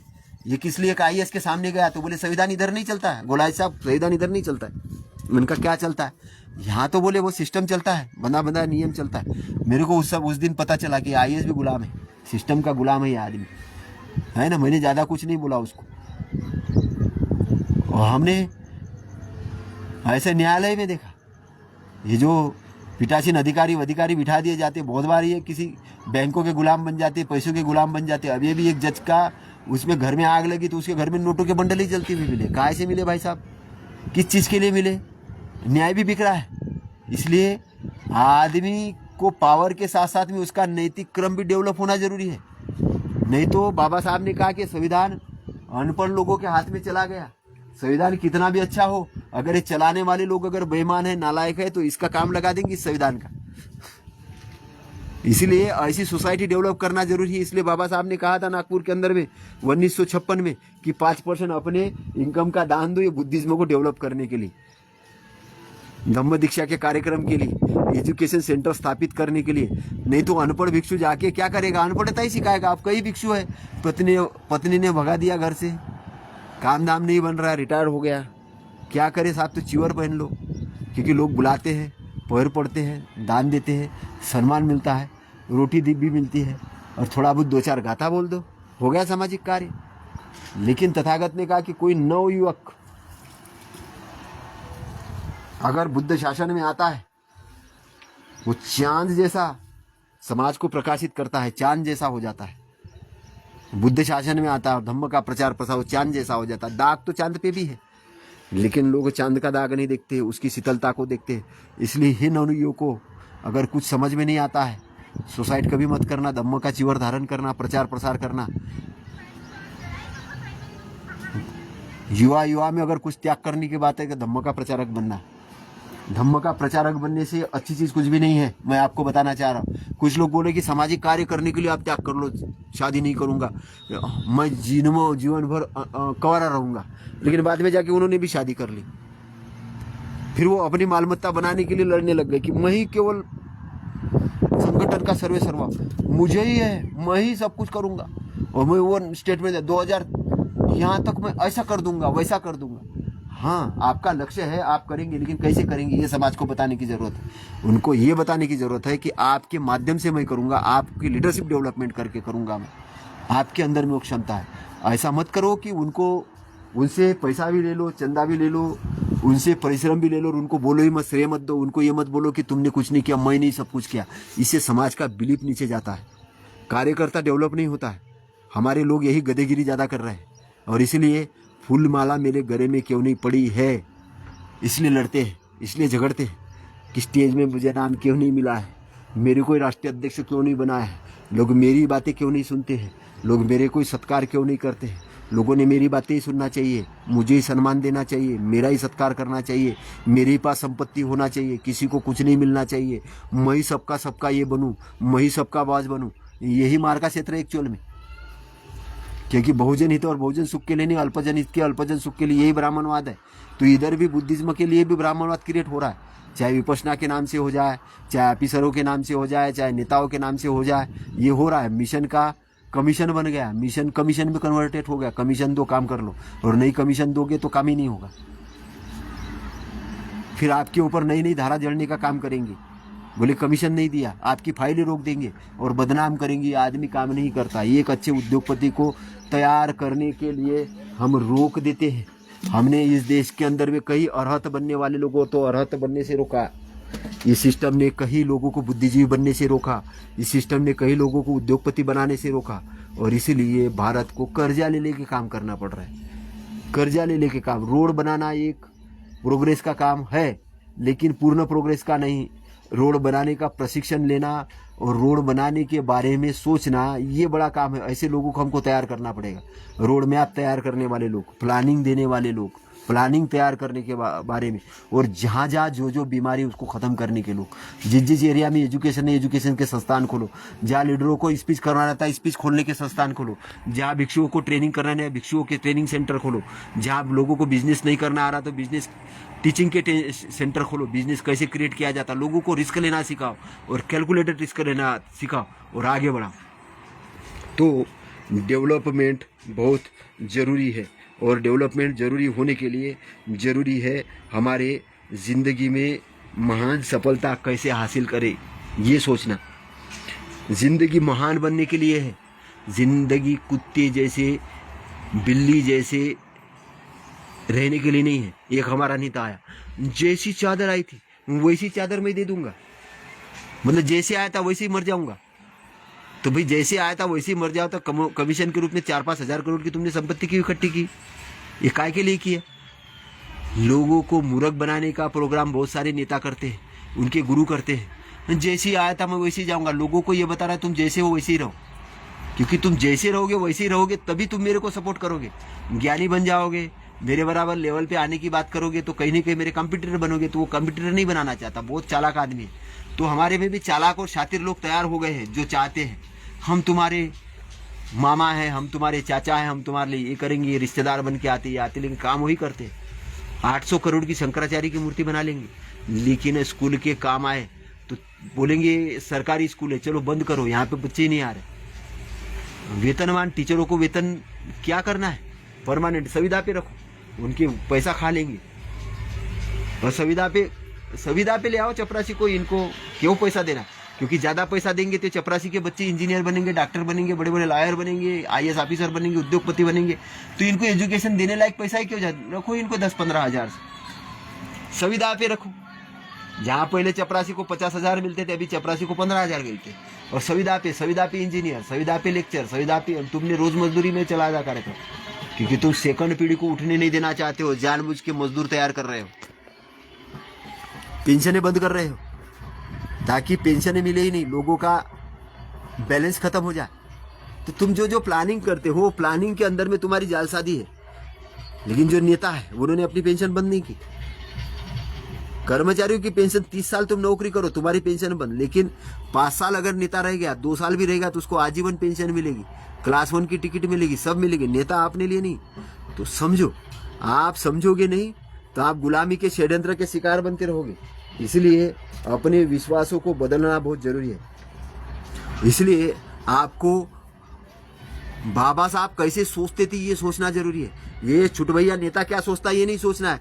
लोग छुटभैया नेता बाबा साहब के नाम से बोलता है, बाबा साहब ऐसा सोचते थे, उसके हिसाब से मत सोचो। एक्चुअल बाबा साहब क्या सोचते थे देखो, एक्चुअल तथागत क्या सोचते थे ये देखो। अब तथागत के नाम से कोई टीचिंग करने आया, बोले मैं टीचर हूँ, विपश्यनाचार्य टीचर हूँ, मैं ज्ञान का टीचर हूँ, मैं योगा का टीचर हूँ। ये टीचर लोग अरे बोले वो गौतम बुद्ध को हमने दम दिया है, हमारे विपश्यना से उनको बुद्धि प्राप्त हुई, हमारा पहले से आ रहा था, हमारे पूर्वजों ने ज्ञान दिया था। तथागत गौतम बुद्ध कोई औकात थी क्या वो ज्ञान प्राप्त कर, हमने दिया। ऐसा भी बोलने वाले लोग आए। माँ विपश्यना के गोदी में गया था, वो तो पहले जन्म में बोधिसत्व था, पहले जन्म में वानर क्यों नहीं था। इतने जन्म की पारामिता पूरे करते करते वो तथागत सम्यक संबुद्ध बना। फार्मूले को भी डिसफार्मूला कर दिया उन्होंने। तथागत का फार्मूला है अविद्या का नाश करना। अविद्या का मतलब है राग, द्वेष और मूर्ता, इसका चित्त से खत्म करना है। चित्त शुद्ध हुआ, शांत हुआ, शुद्ध हुआ, प्रज्ञा के माध्यम से शुद्ध होगा, वो युद्ध अंदर चलेगा। उसके लिए बलों की जरूरत पड़ेगी, तो आपको श्रद्धा आना चाहिए। श्रद्धा आपका बल है। श्रद्धा है नहीं, आपको ये धम्म पे श्रद्धा होनी चाहिए, तथागत पे श्रद्धा हो जाए, संघ पे श्रद्धा होना चाहिए, तथागत अरहंत हुए ये श्रद्धा होना चाहिए।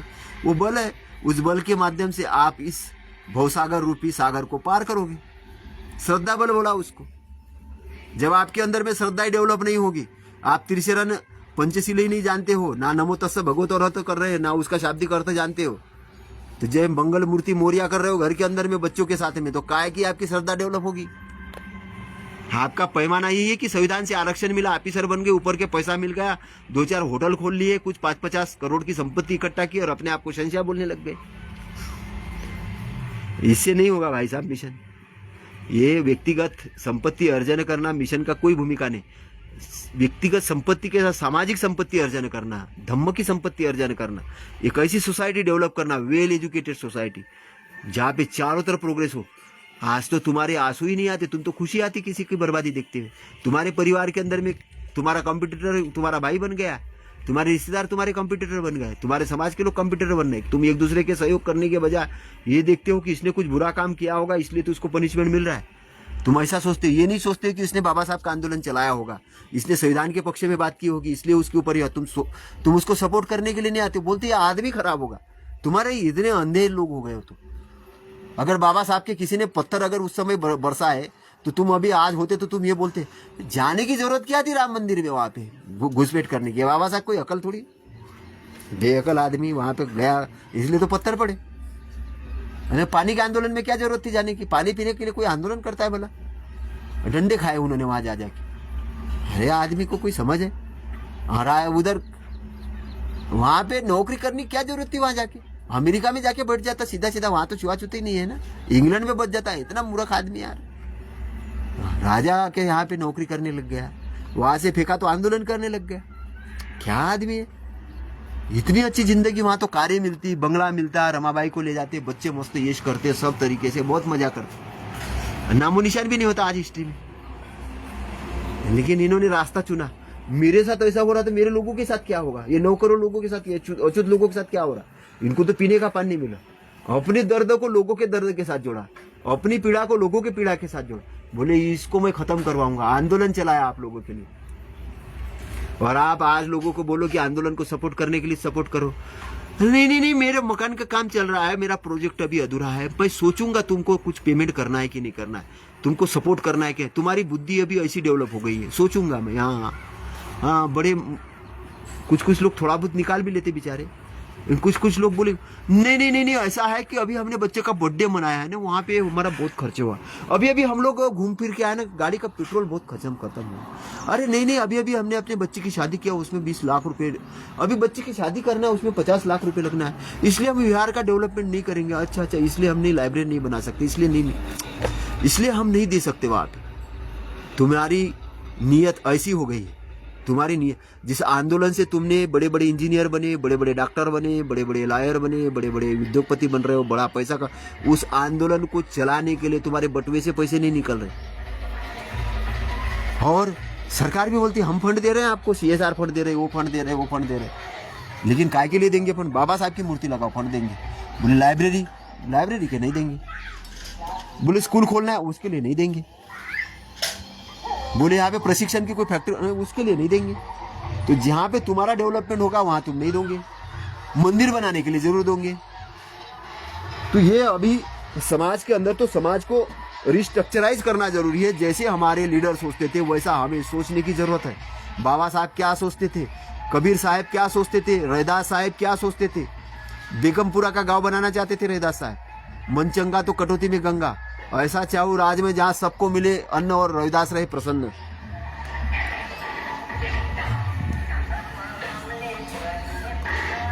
तो आज का लाइव बहुत बड़ा लाइव हो गया, ऐसा मैं समझता हूं, है ना। तो हमें अपनी मानसिक छवि अपने इतिहास के अनुसार बनाना है। हम लोग अछूत नहीं है, हम लोग शूद्र नहीं है, हम वर्ण व्यवस्था से पीड़ित लोग थे, बस ये समझना है। वो एक जायदादी वाली व्यवस्था, जिस व्यवस्था ने में गुलाम बनाना, हम राजा महाराजा के लोग हैं। हमारे में से हमारे पूर्वज अर्हत हुए हैं, सम्यक संबुद्ध हुए हैं, ज्ञानी हुए हैं, तथागत हुए हैं। बाबा साहब जैसे व्यक्ति भारत रत्न हुए, माँ सावित्रीबाई फुले हुए, ज्योतिबा फुले जैसे व्यक्ति हुए, संत तुकाराम जैसे लोग हुए, कबीर साहब जैसे लोग हुए, रैदास साहब जैसे लोग हुए। बहुत सारे हमारे कवि हुए, कोई गायक हुए, कोई इतिहासकार हुए, कोई रिसर्चर हुए। अनाथ पिंडक जैसे हमारे लोग, बड़े बड़े उद्योगपति हुए। पूरा इतिहास विशाखा जैसे हमारी इंडस्ट्रियलिस्ट महिलाएं हुई, और आज भी जापान के अंदर बुद्धिस्ट महिलाएं शासककर्ता बन चुकी है। बुद्धिस्ट लोग बहुत सारे कारपोरेशन खड़े कर चुके हैं। इंडिया के अंदर भी अभी हम लोग बुद्धिस्ट हैं, हम तो पहले से बुद्धिस्ट है। हमारे कारपोरेशन खड़े होंगे, हमारी इंडस्ट्री खड़ी होगी, हमारा शासन यहाँ पर आएगा। अब मुझे यही सुनना है कि हम आने वाले 10 सालों के अंदर में किस प्रकार से इंटर में जा सकते हैं, उससे ज़्यादा मैं कुछ नहीं सुनना। किस तरीके से जा सकते हैं इसका फार्मूलेशन करो। हमारे उद्योग धंधे कैसे हम क्रिएट करें, हम आपका इकोसिस्टम कैसे क्रिएट करें, हमारे स्कूल कैसे क्रिएट करें, हम हमारे प्रशिक्षण स्थल कैसे क्रिएट करें, हम अपना इंडस्ट्रीज कैसे करें, हम अपनी ज़मीनों को कैसे उपजाऊ बनाएं, हम लोगों को स्वास्थ्य कैसे प्रदान करें, हम उनको प्रशिक्षण कैसा दें, हम किस तरीके से काम करें। और ये हमें करने की ज़रूरत है, हमें करने की ज़रूरत है। हमारा थिंकिंग पैटर्न हमको बदलने की ज़रूरत है, हमारा थिंकिंग पैटर्न हमें बदलने की ज़रूरत है। जब हम अपना थिंकिंग पैटर्न बदल देंगे तब हम वैसे काम करेंगे जैसे लीडर लोग काम करते थे। हमें लीडर जैसा सोचना है, लीडर बनना है ना। और लीडर बनने के लिए हमको अग्रसर होके काम करना, इसलिए रुकना नहीं है, चलते जाना है। एक सफलता एक यात्रा है, मंजिल नहीं है। सफलता एक यात्रा है, मंजिल नहीं है। उस यात्रा का आनंद लेना है, अष्टांग मार्ग पे चलना है, तथागत को बहुत गहनता से पढ़ना है। और कोशिश है कि आप मुझे बुलाओगे तो हम कैडर कैंप भी करेंगे, प्रशिक्षण का कैंप करेंगे, ध्यान पर भी हम क्लासेस लेंगे, अष्टांग मार्ग पर भी क्लासेस लेंगे, और वेल डेवलप लीडरशिप बनाएंगे। स्टेज के ऊपर आपको स्पीच कैसे करना है, और उसकी आपसे फीस भी लेंगे। फ्री पॉकेट में नहीं सिखाएंगे कि आप आओ फ्री। अगर आप अर्निंग कर रहे हो, अगर आप बेरोजगार हो तो आप 1 रुपया भी नहीं लेंगे, आपको हम भोजन भी देंगे, फ्री में भोजन भी देंगे। लेकिन अगर आप पैसा कमा रहे हो तो दान के रूप में आपको पैसा देना होगा, दान के रूप में, कंट्रीब्यूशन नहीं, दान। बाबा साहब ने कहा था अपनी इनकम का 5% ये करो। अगर आप लाख रुपए इनकम है तो सामाजिक कार्य में आपका 5,000 रुपये खर्च होना है धम्म के कार्य के लिए खास तौर से।